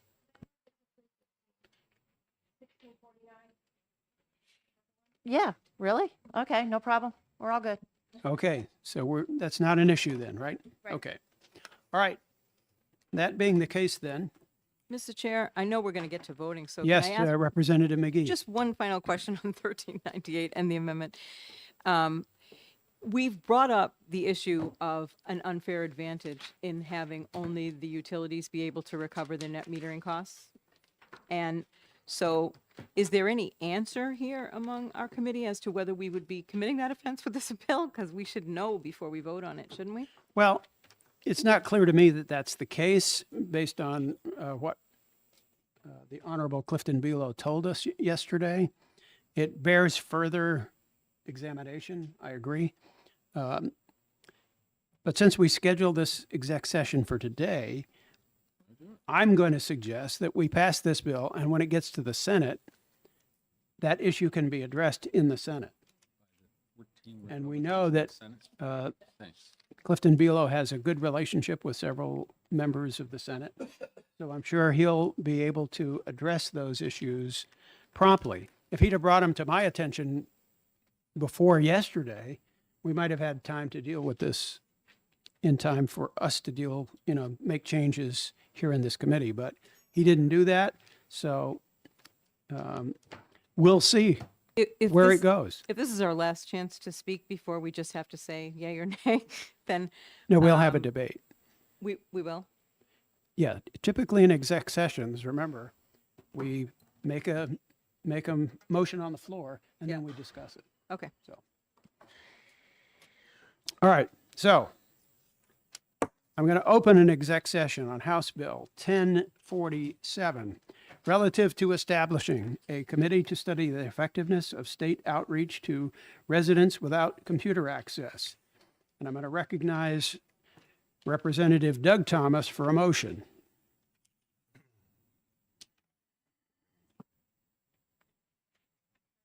Okay. Yes, Mr. Chair. I move to recommend adoption of Amendment 2024-0099H on HB 1047. So you move ought to pass as amended with amendment number. We have to pass the Whatever. amendment first. Now, the clerk tells me that's not the way you do it. The clerk says the motion is ought to pass as amended, and then you offer the amendment. And if the amendment passes, then the motion of ought to pass as amended also passes. I agree. That That's makes the way the sense. clerk told me it's supposed to work. That makes sense. Christie, yes, if you could. Just a second. So moved.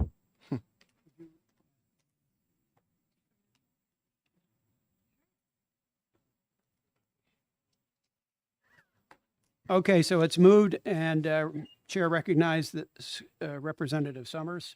I second the motion. Moved and seconded that we adopt House Bill 1047 as amended by amendment number 2024-0099H. Is there any discussion? Representative Wendy Thomas.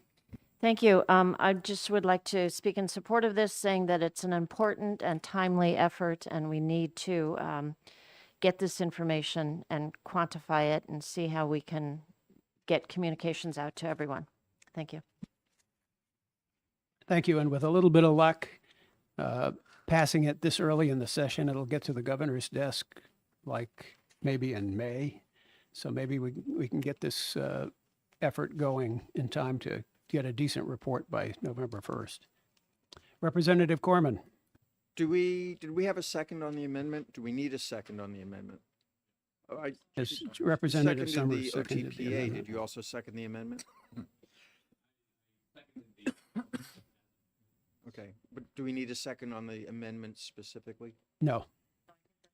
It's a joint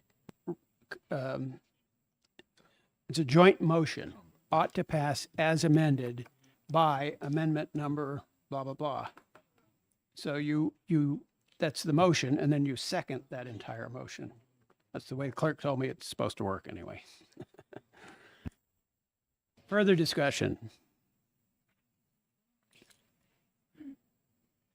Well, seeing none, I'm going to ask the clerk to call the roll on the question of ought to pass as amended by amendment number 2024-0099H. Mr. Clerk. Representative Doug Thomas. Yes. Representative Janine Nodder. Yes. Representative Michael Harrington. Yes. Representative John Lewicki. Yes. Representative Lex Brezhny. Yes. Representative J.D. Bernardi, yes. Representative Tom Ploget. Yes. Representative James Summers. Yes. Representative Stephen Kennedy. Yes. Representative Kat McGee. Yes. Representative Rebecca McWilliams. Yes. Representative Jackie Cretion. Yes. Representative Lucius Partial. Yes. Representative Tony Kaplan's not here. Representative Chris Munns. Yes. Representative Henry Noel. Yes. Representative Wendy Thomas. Yes. Representative Thomas Corman. Yes. Representative Ned Reynolds. Representative Chairman Vose. Yes. 19-0. Okay, by a vote of 19 to nothing, House Bill HB 1047 is judged to be worthy of ought to pass as amended by Amendment 2024-0099H. Since it was a unanimous vote, is there any objection to putting it on the consent calendar? No objection. Consent calendar it is.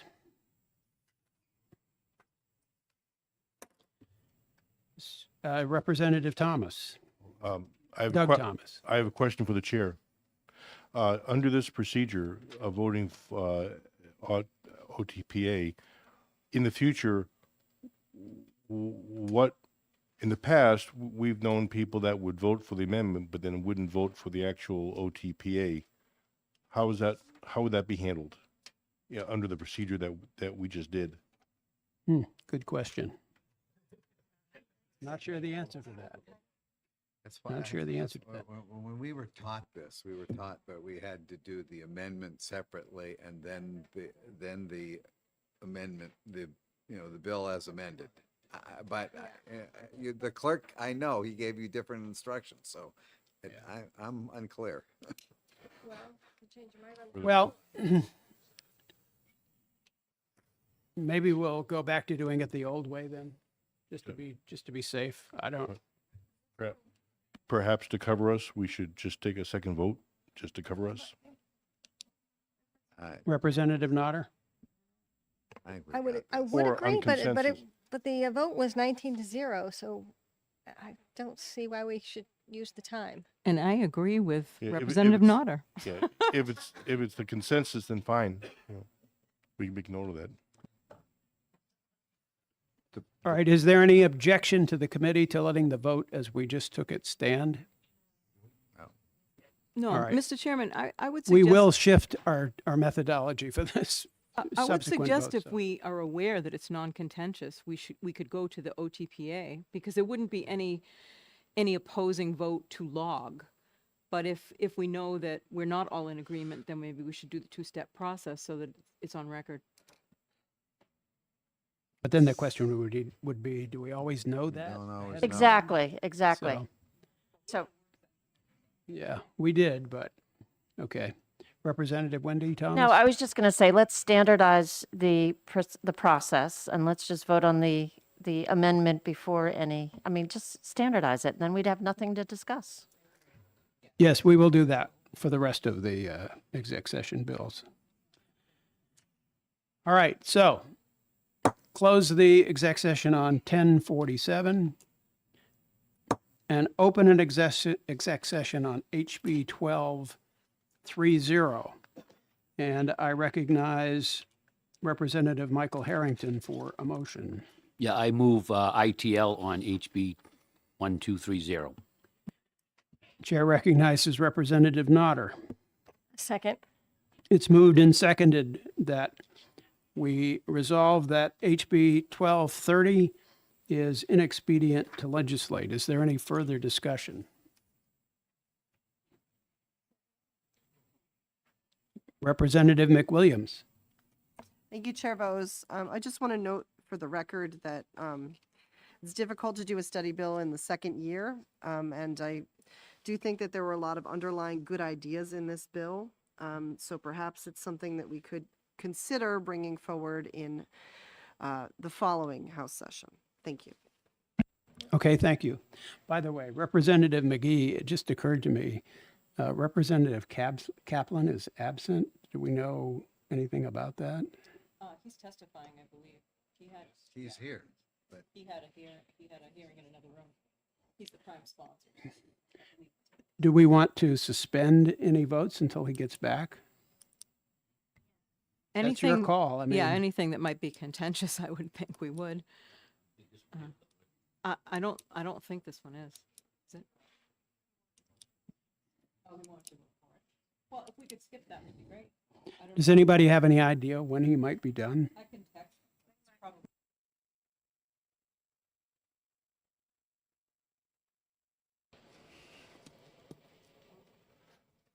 I think I saw a message that he's delayed a half hour. He was delayed a half hour.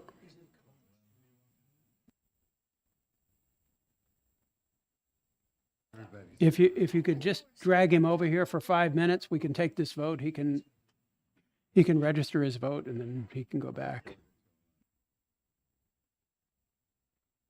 I'm sorry I didn't recognize his absence before we took the vote on the last bill.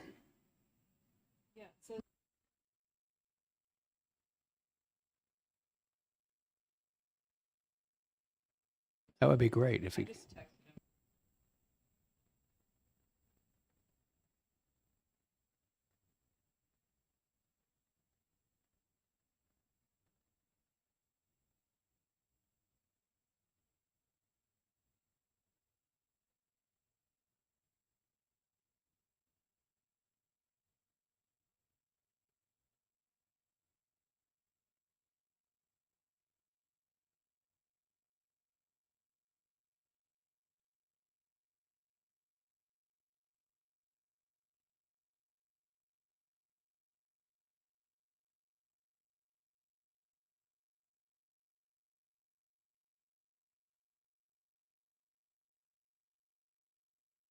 Where is Commerce meeting?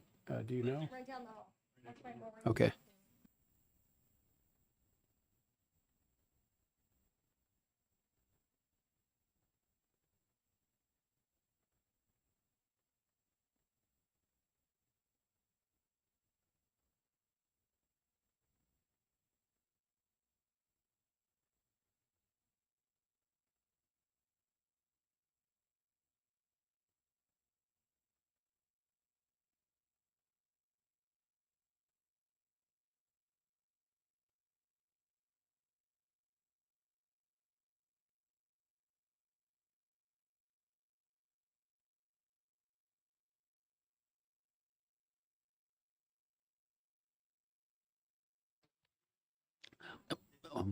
Mr. Chairman, question. Yes. I realize we try to get as many people here as possible, but this is a scheduled meeting. If someone chooses to be someplace else, I don't see how we can accommodate that based on other hearings. Otherwise, we'll never get this done, because there's a possibility anytime we schedule a hearing, there could be a hearing someplace else. A person's going to have to make a decision. They can always submit written testimony and be here, but I don't think we should all sit around and wait, whether it's a Republican or a Democrat we're waiting for. It just isn't fair to the rest of us to have to sit here because someone chooses to be someplace else. They should submit written testimony and be here.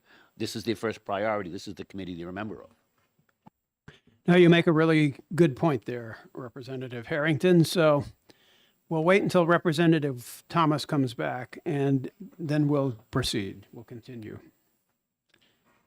Whether she has Representative Kaplan in tow or not.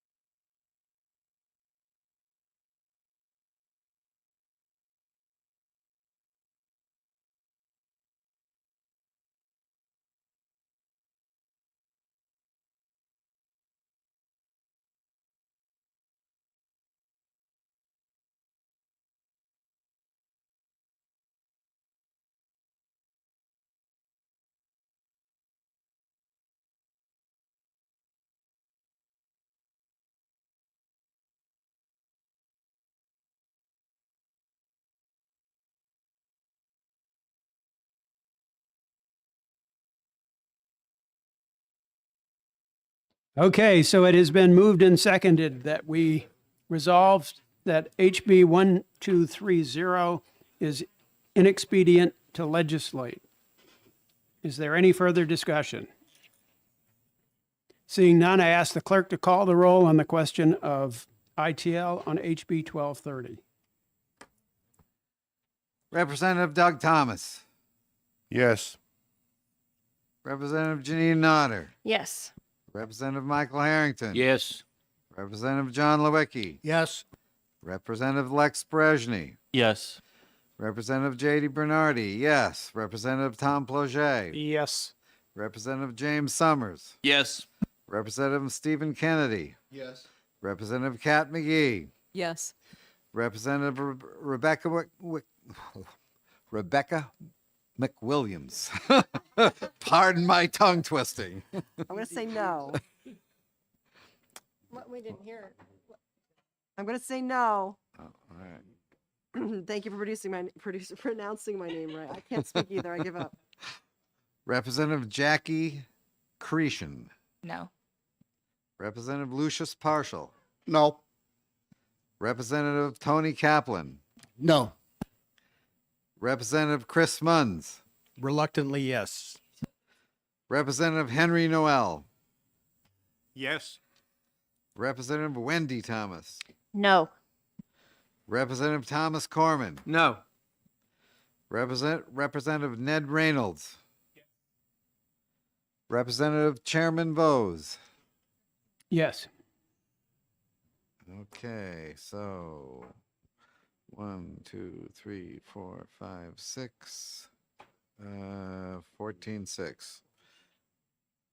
By a vote of 14-6, the motion of ITL is adopted, and Representative Harrington will write the majority report. Will there be a minority report? Yes, who was it? Yeah, Wendy, you.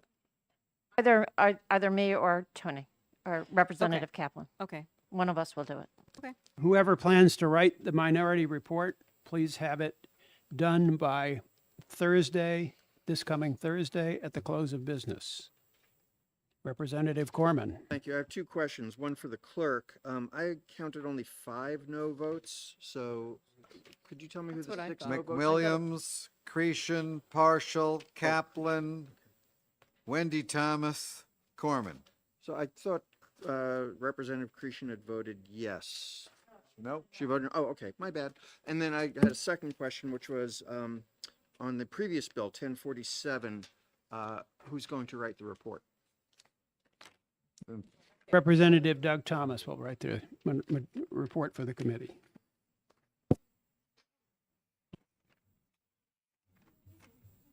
Okay, I guess we're done with HB 230, so I close the exec session on that bill. And I will now open an exec session on House Bill 1289. I was going to tell Representative Tony Kaplan that he's free to go, but I see he's already left. He flew. He flew. Kaplan has left the building, or at least left the room. All right, so House Bill 1289, establishing a commission to study the replacement of the peaker plant in Bow with a clean energy baseload generator and storage. I recognize Representative Stephen Kennedy. for a Thank you, motion. Mr. Chairman. I'd like to make a motion to ITL House Bill 1289. I recognize Representative McGee. And I'd like to second that motion. It's moved and seconded that we resolve to judge HB 1289 as inexpedient to legislate. Is there any further discussion?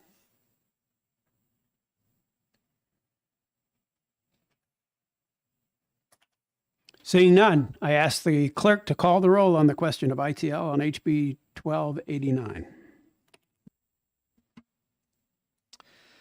Representative Doug Thomas. Yes. Representative Janine Nodder. Yes. Representative Michael Harrington. Yes. Representative John Lewicki. Yes.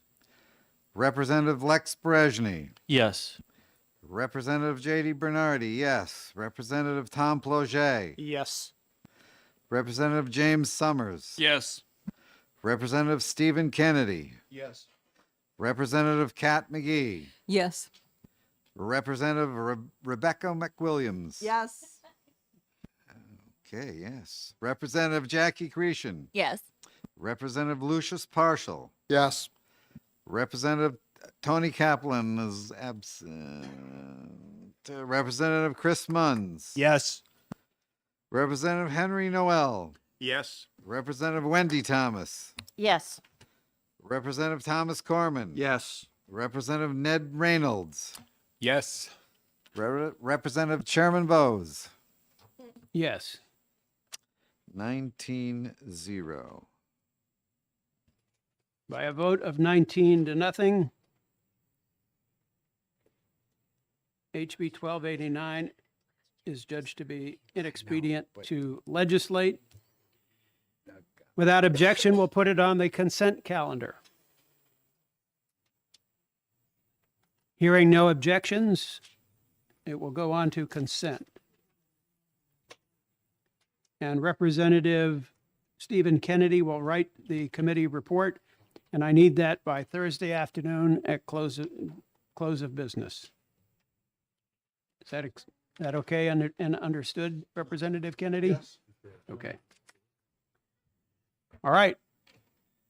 So that closes the public hearing on, the executive session on HB 1289.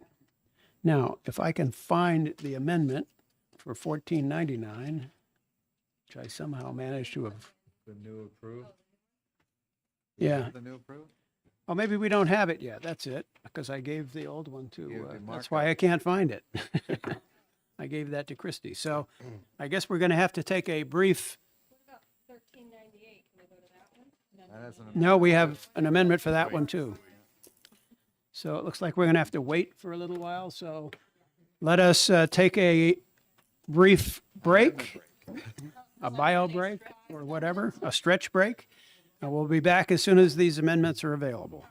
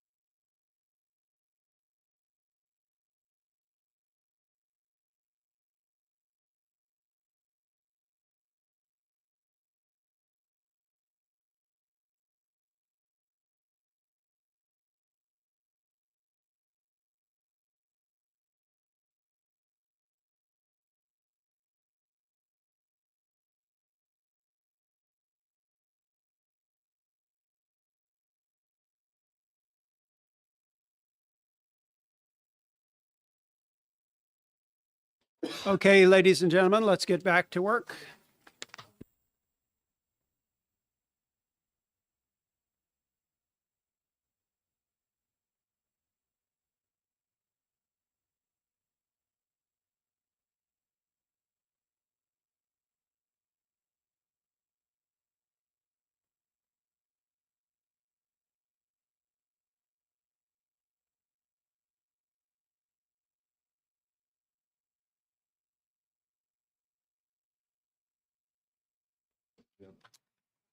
Okay, hot off the presses and just back from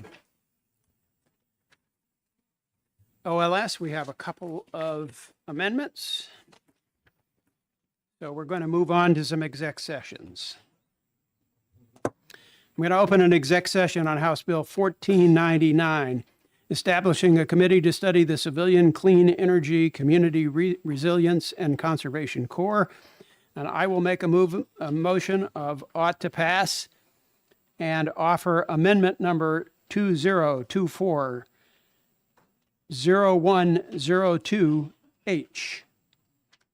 And I'll recognize Representative Doug Thomas. Second.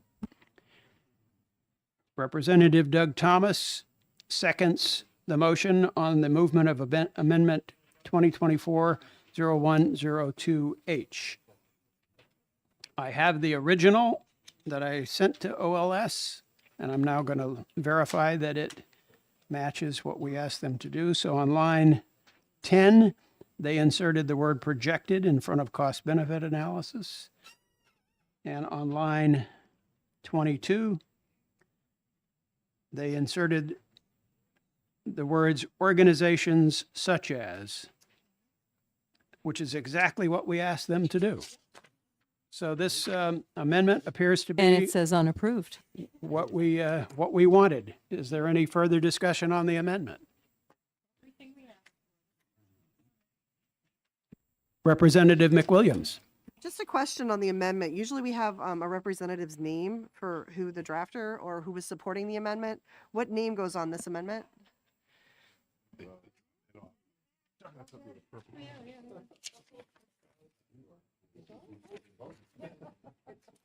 Michael Bowles, right? It's got to be Bowles.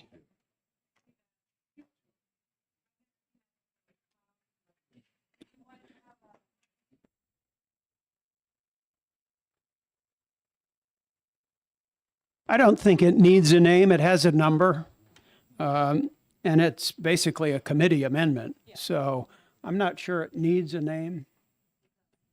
So, yeah. Representative McWilliams, did you have a further comment? That was it. I just wanted to know whose name it was under. Okay. All right. Any further comments on this amendment?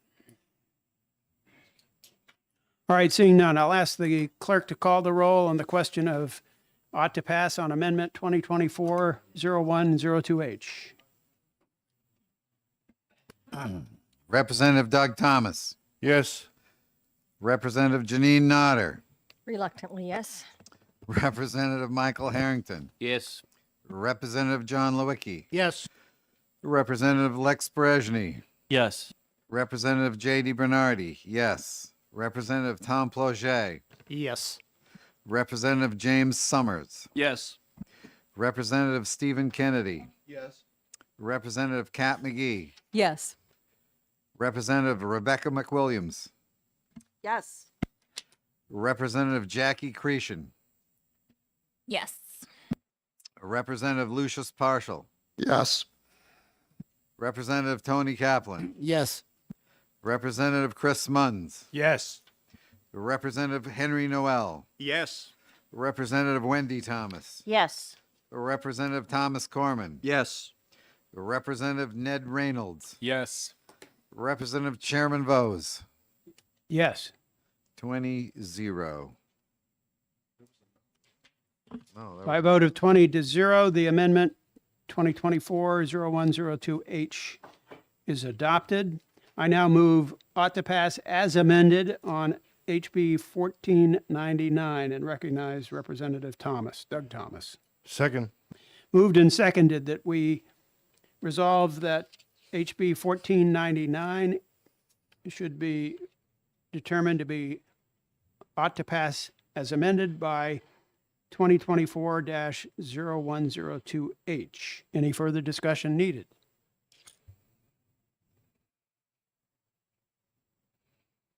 Seeing none, as soon as he is ready, I will ask the clerk to call the roll on the question of ought to pass as amended on HB 1499. One moment, please.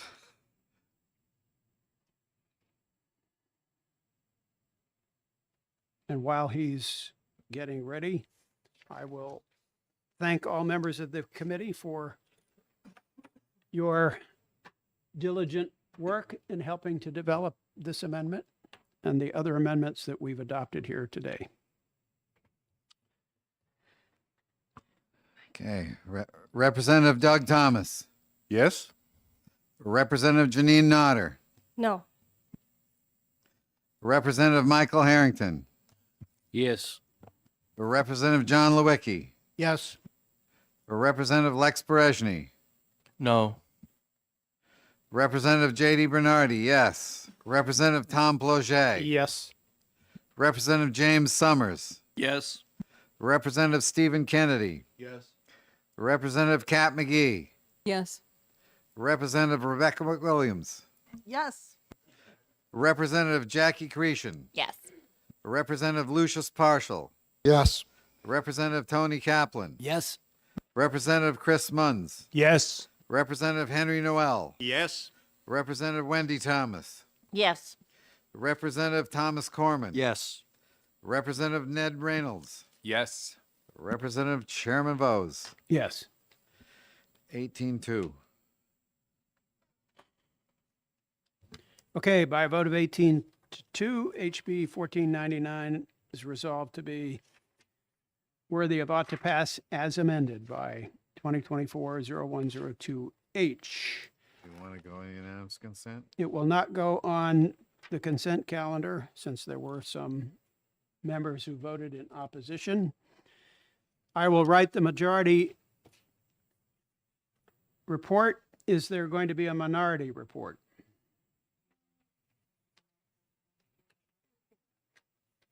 When do you need to know if I'm voting against it? Oh, I know, I don't want it on consent. No minority report, okay. So.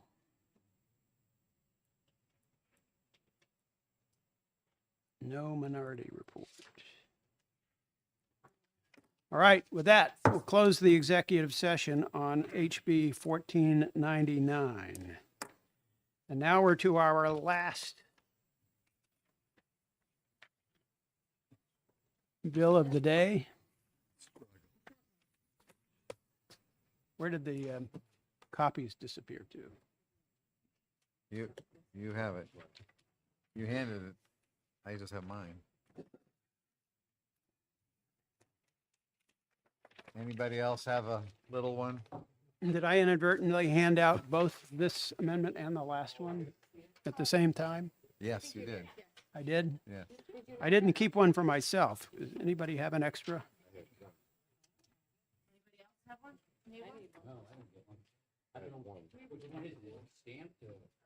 Yes. It's Amendment 2024-0103H.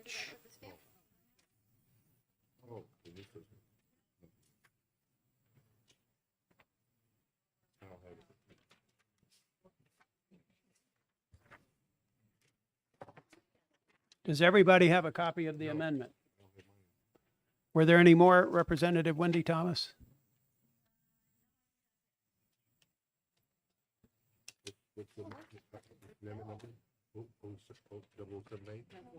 Oh, 0103H.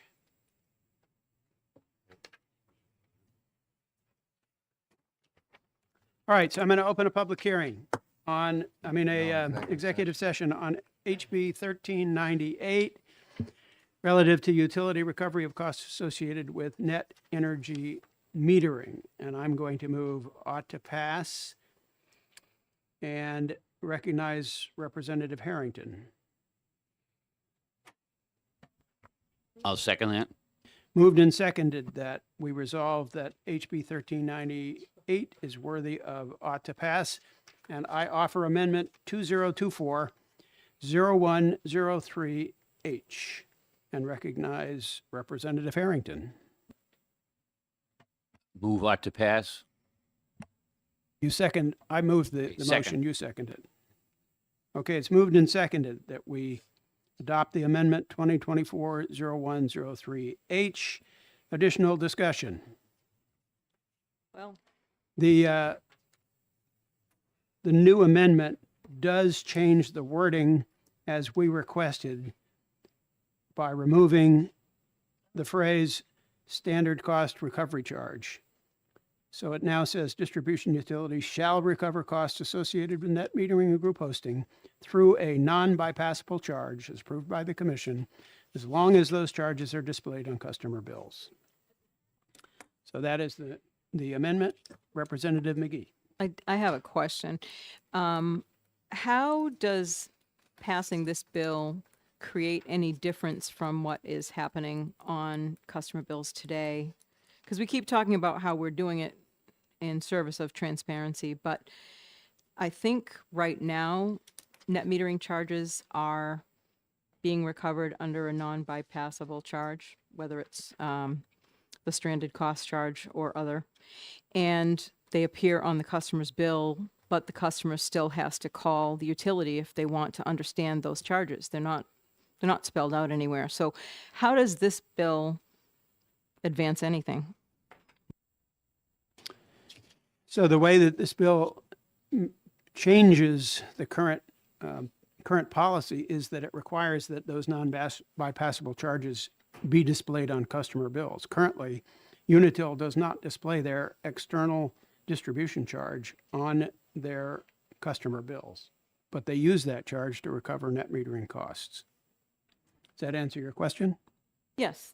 And the other question that I would follow on with that I think came out of the hearings that we should address or at least understand is what effect this would have on the energy market in New Hampshire, the competitive energy market in New Hampshire, in terms of providing an advantage to the default utilities that is not being offered to anyone else that's operating in the market. That was a question that was asked about the bill during the course of the public hearing, and that question was never thoroughly answered and probably requires further study. Okay. And based on that, I won't be able to vote for the amendment. Representative Harrington. Yeah, just maybe I can clarify that just a little bit. Presently, at least like for Eversource, the charge is in the distribution rate, which is non-bypassable because everybody that's an Eversource customer, regardless of whether they get from competitive supplier or default service rate, however they get their power, they pay that in the rate. Yep. So it's not going to be an advantage or disadvantage to competitive suppliers because it's still something that doesn't affect the energy service rate, which the energy service rate is what people compete on. That's when you go to someone like Direct Energy or whoever, you're looking at the energy service rate and it'll say a certain cost, but that cost doesn't include this one way or the other, either now or with this bill passed. It still wouldn't. So I have a question maybe that Go ahead. Representative Harrington could answer for me then. So why is net metering being called out as opposed to any other form of energy? It's just a separate charge that was decided to bring out that way. They'll have to ask the sponsor of the bill on that. What I'm saying is it has no effect on someone that goes out as a competitive supplier because they're only competing on the energy. And the way it is right now, it's either in the stranded cost recovery, which is non-bypassable, or it's part of the distribution rates, which is non-bypassable. I think the distribution rate is obviously made up of a whole mess of stuff where the stranded cost recovery is maybe 3 or 4 different items. That's the major difference. Further discussion. Representative Tony Kaplan. Just to further, the question further along those lines, from what I understood from the discussion that we had in the work session yesterday, this stranded cost recovery mechanism, which is already in play, allows the default utilities to recover their costs in a way that it would not allow competitive suppliers to recover their costs. They don't have that mechanism. So they're not recovering the same costs. They're not recovering the totality of what they're paying. Correct? Or not? But that is the Something to reality of how the law exists today. And this amendment or this bill doesn't seek to change that. It But just it's- just seeks to change how the information is provided to customers. So while what the Honorable Mr. Belo was saying may be true, this bill was never trying to fix that in the first place. That requires a different fix.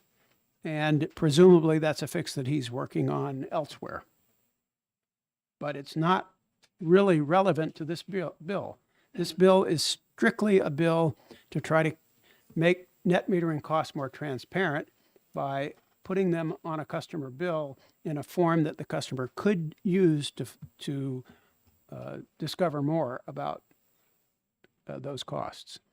Yes. Follow on? Representative Yeah, I mean, I Kaplan. agree that that is the practical effect that this bill is making. But by providing this language in statute, it strengthens that mechanism legally, and it locks it in as the mechanism that the default service providers are allowed to use. Which makes it harder to then row it back, which is, someone might be trying to do that, but it's once we put it in statute, it becomes the law of the land. Whereas now it's just that's how they're doing it because of a PUC order. Am I right?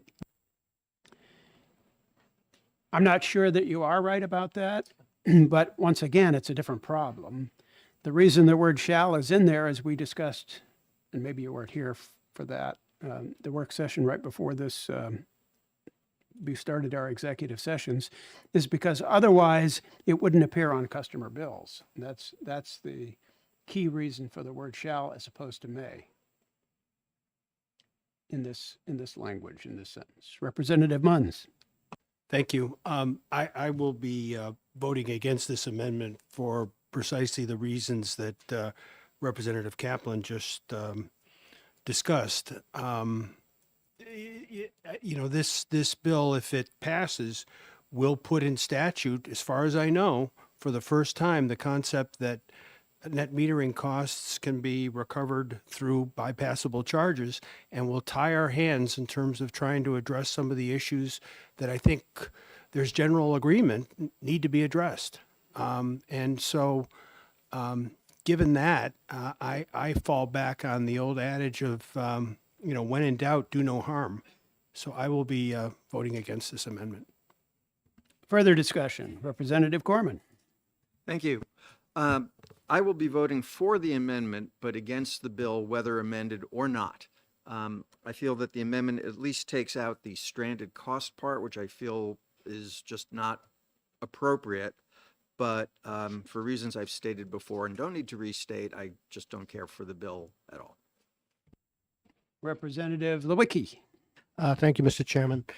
I think what we've found is coincident or incidental to what the bill is. And I wonder whether there's a possibility of putting in a fix for net metering and community power, if there is a fix possible in some other bill as an amendment or whatever, as we proceed. And that might be a way to get something in this year. But clearly there is a glitch. Community power is a fledgling program, and this is an oversight apparently in how it was set up. I can virtually guarantee there would be a fix proposed in the Senate if this bill got that far. Representative Reynolds. Thank you, Mr. Chairman. I'm in the same boat as my colleague, Representative Corman. I'm going to vote for the amendment, appreciating that we intended to take out the labeling of costs of net metering as stranded costs. But I did just want to ask a clarifying question because line 3 of the amendment still contains the the term stranded cost recoveries. I'm not sure that's a problem because, am I correct to say that it's only line 5 through 8 that it becomes actual legislation? But No, I think that actually is the title of the section of law that this amendment is being applied to.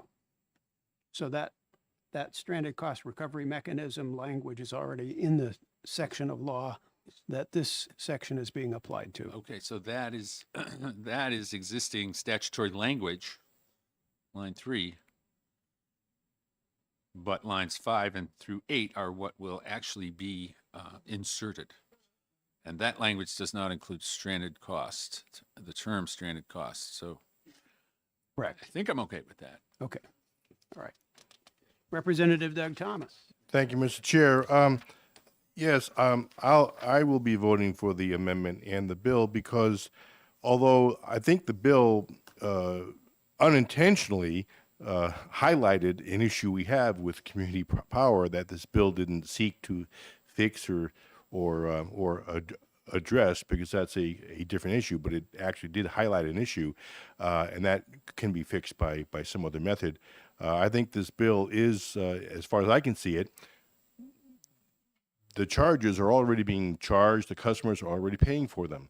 It becomes an issue of where do they appear in the bill, or in one case, even if it appears on your bill.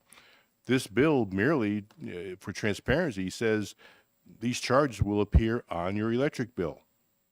And it doesn't, and to best of my knowledge, does not cost the utilities to do that. It won't cost the customers any more money, and does no harm to anyone else. So this is a very straightforward transparency bill. It's like an accounting method, moving a charge from one column to the next for transparency purposes and for more clarity. That's how I see it. That's why I'll be supporting it. Representative Stephen Kennedy. Yeah, just to follow up, thanks for recognizing me. Just to follow up on what Doug was saying, a lot of people are talking about recovering costs as if someone is paying the utility for these costs. They're not. It just goes into the bill. You know, the customer is still paying the cost. And I don't understand why the community thing would be any different. I mean, you know, they could pay people to supply power through their solar array, and then they would, you know, charge more or whatever they decide to charge their customers would be how they recover that cost. So I you know, I think you can go either way on this, but I think it is just an accounting mechanism. It isn't like somehow, you know, the main utilities get to recover their costs from some magic fund or something, and the other guys don't. I don't think it works like that at all. Representative McGee.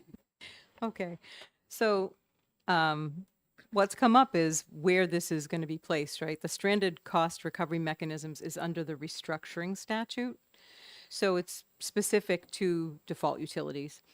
But the language that's here under 7A, I think what the question has been is if distributed utilities are shall recover costs associated with net metering and group hosting, then why wouldn't it be for all suppliers, right?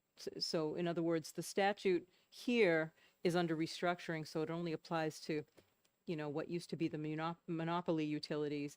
And I think the conversation yesterday indicated that this could help take us back in that direction rather than in the direction that we've sort of indicated we want to go, which is to inspire more competition in order to create, you know, choice for people and lower rates. So I still see it as two things. The PUC docket on the net metering tariff is unresolved.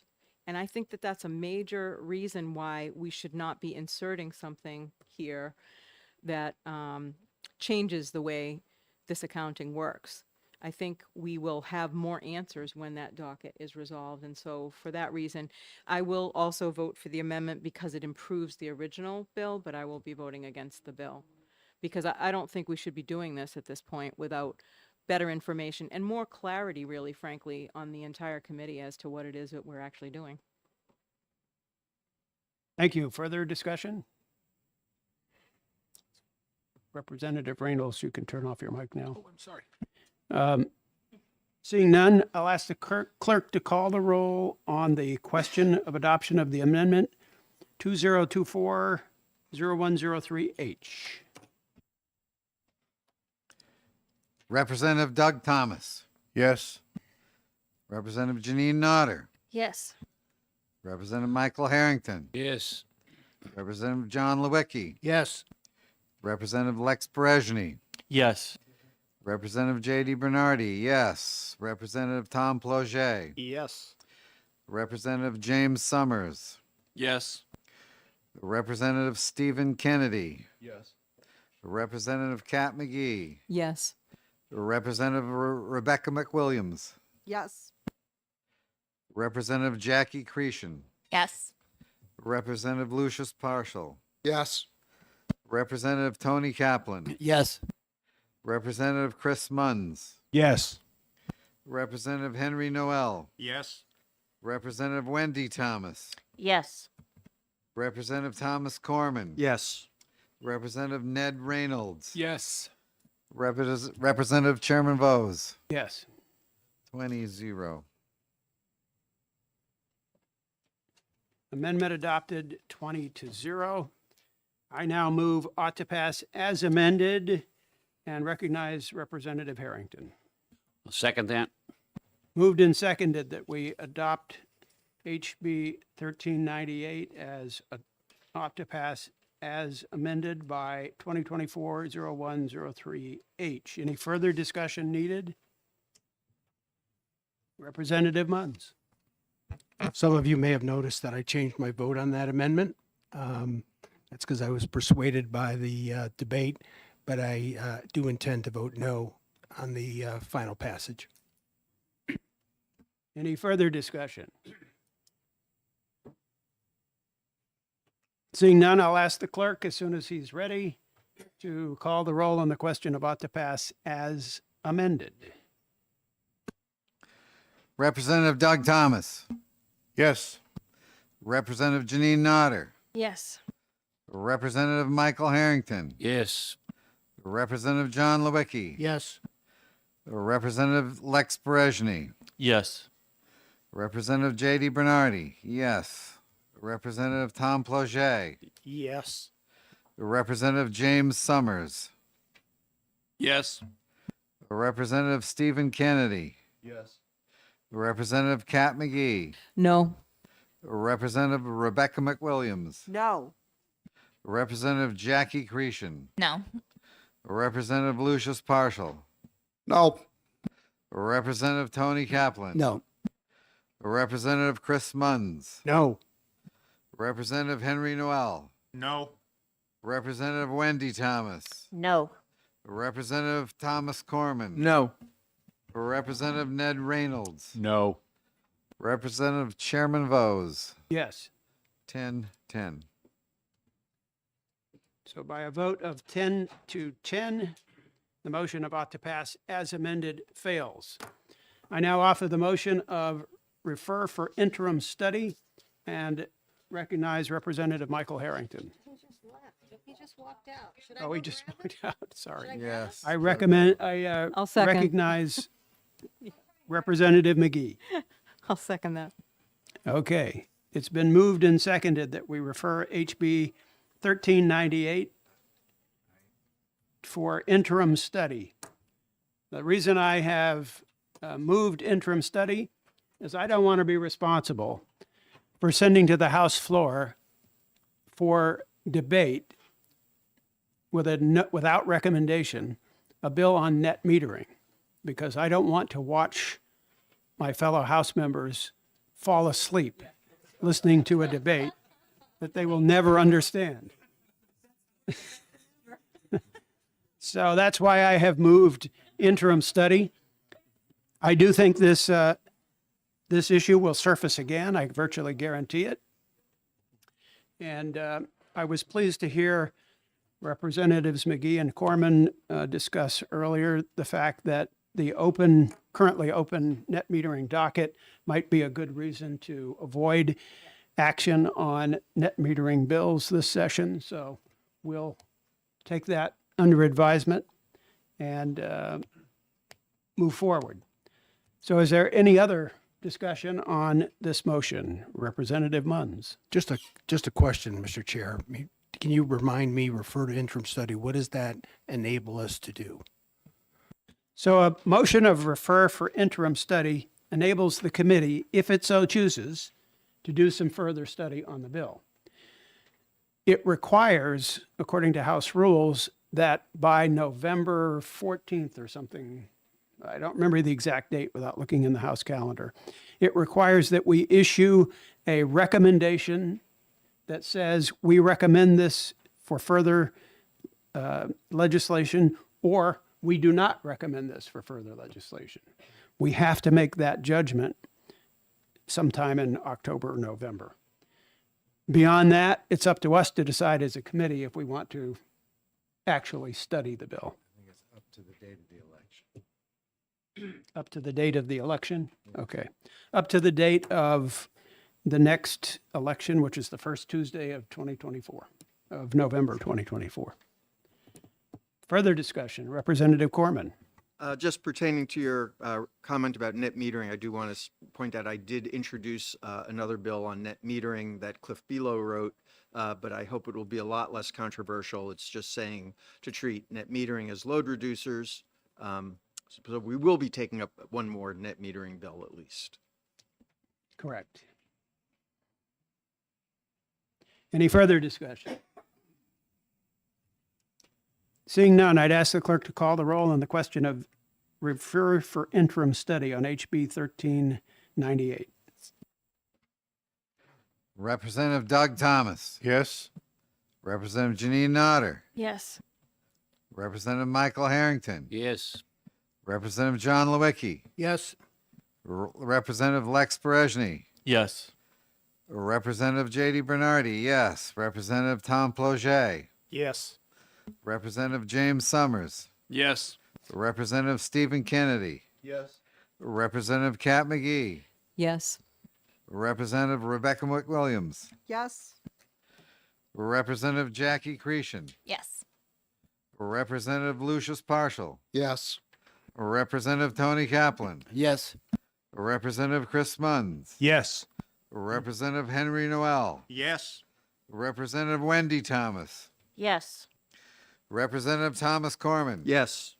Representative Ned Reynolds. Yes. Representative Chairman Vose. Yes. 20-0. By a vote of 20-0, this bill has been resolved to be turned over for and referred for interim study. I will write the committee report on the bill, and without objection, I'll put it on the consent calendar. Hearing no objection, this bill will go on the consent calendar. I'll close the executive session on House Bill 1398.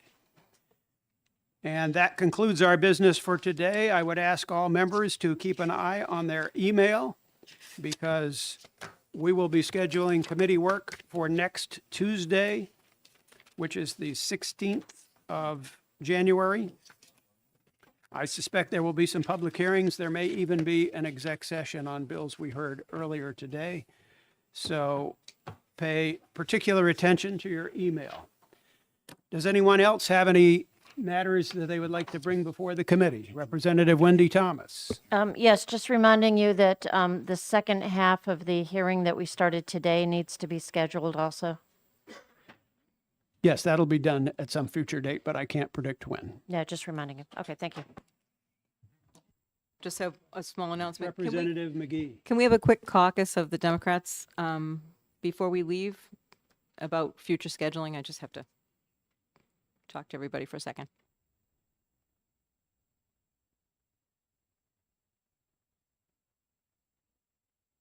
Representative Thomas has a comment he needs to make to the full committee. Yes, in conference with the chair, during exec session, we and there will be probably other times when members have to go out to maybe the prime sponsor on a bill and they have to go testify. We will common courtesy says that we will give it our best shot to allow time for that to happen in exec sessions with a reasonable time because we want to accommodate, because we understand there's a lot of things going on here. But there might be a case when if you cannot be here and we're not going to wait maybe an hour or half hour. So we do want to try our best to accommodate, and we did this afternoon, and I'm glad we did. But just to let people know that we understand the issue, we'll do our best to accommodate, but the priority is to exec here. So please keep that in mind. But we will do our best because we try, because we understand the difficulty. Representative Bernardi has a comment. Yes, I want to thank everybody who participated in the discussion on 1617. That's the first bill that we took up today. And I would appreciate if anybody has any further thoughts or comments, send them to me. We're either going to craft an amendment here or we're going to declare victory and move on. I don't know, but but I would appreciate any comments that you have. Thank you. Any further comments before we close our business? Representative Kaplan. Yeah, I just want to say thank you for trying to accommodate the fact that I was prime sponsoring another bill at the same time. It was not something that I had any control over, but I appreciate your comments, Representative Doug Thomas. Okay. Thank you. Anything else? All right. We're adjourned. Thank you, everybody. Good week's work. See you next week.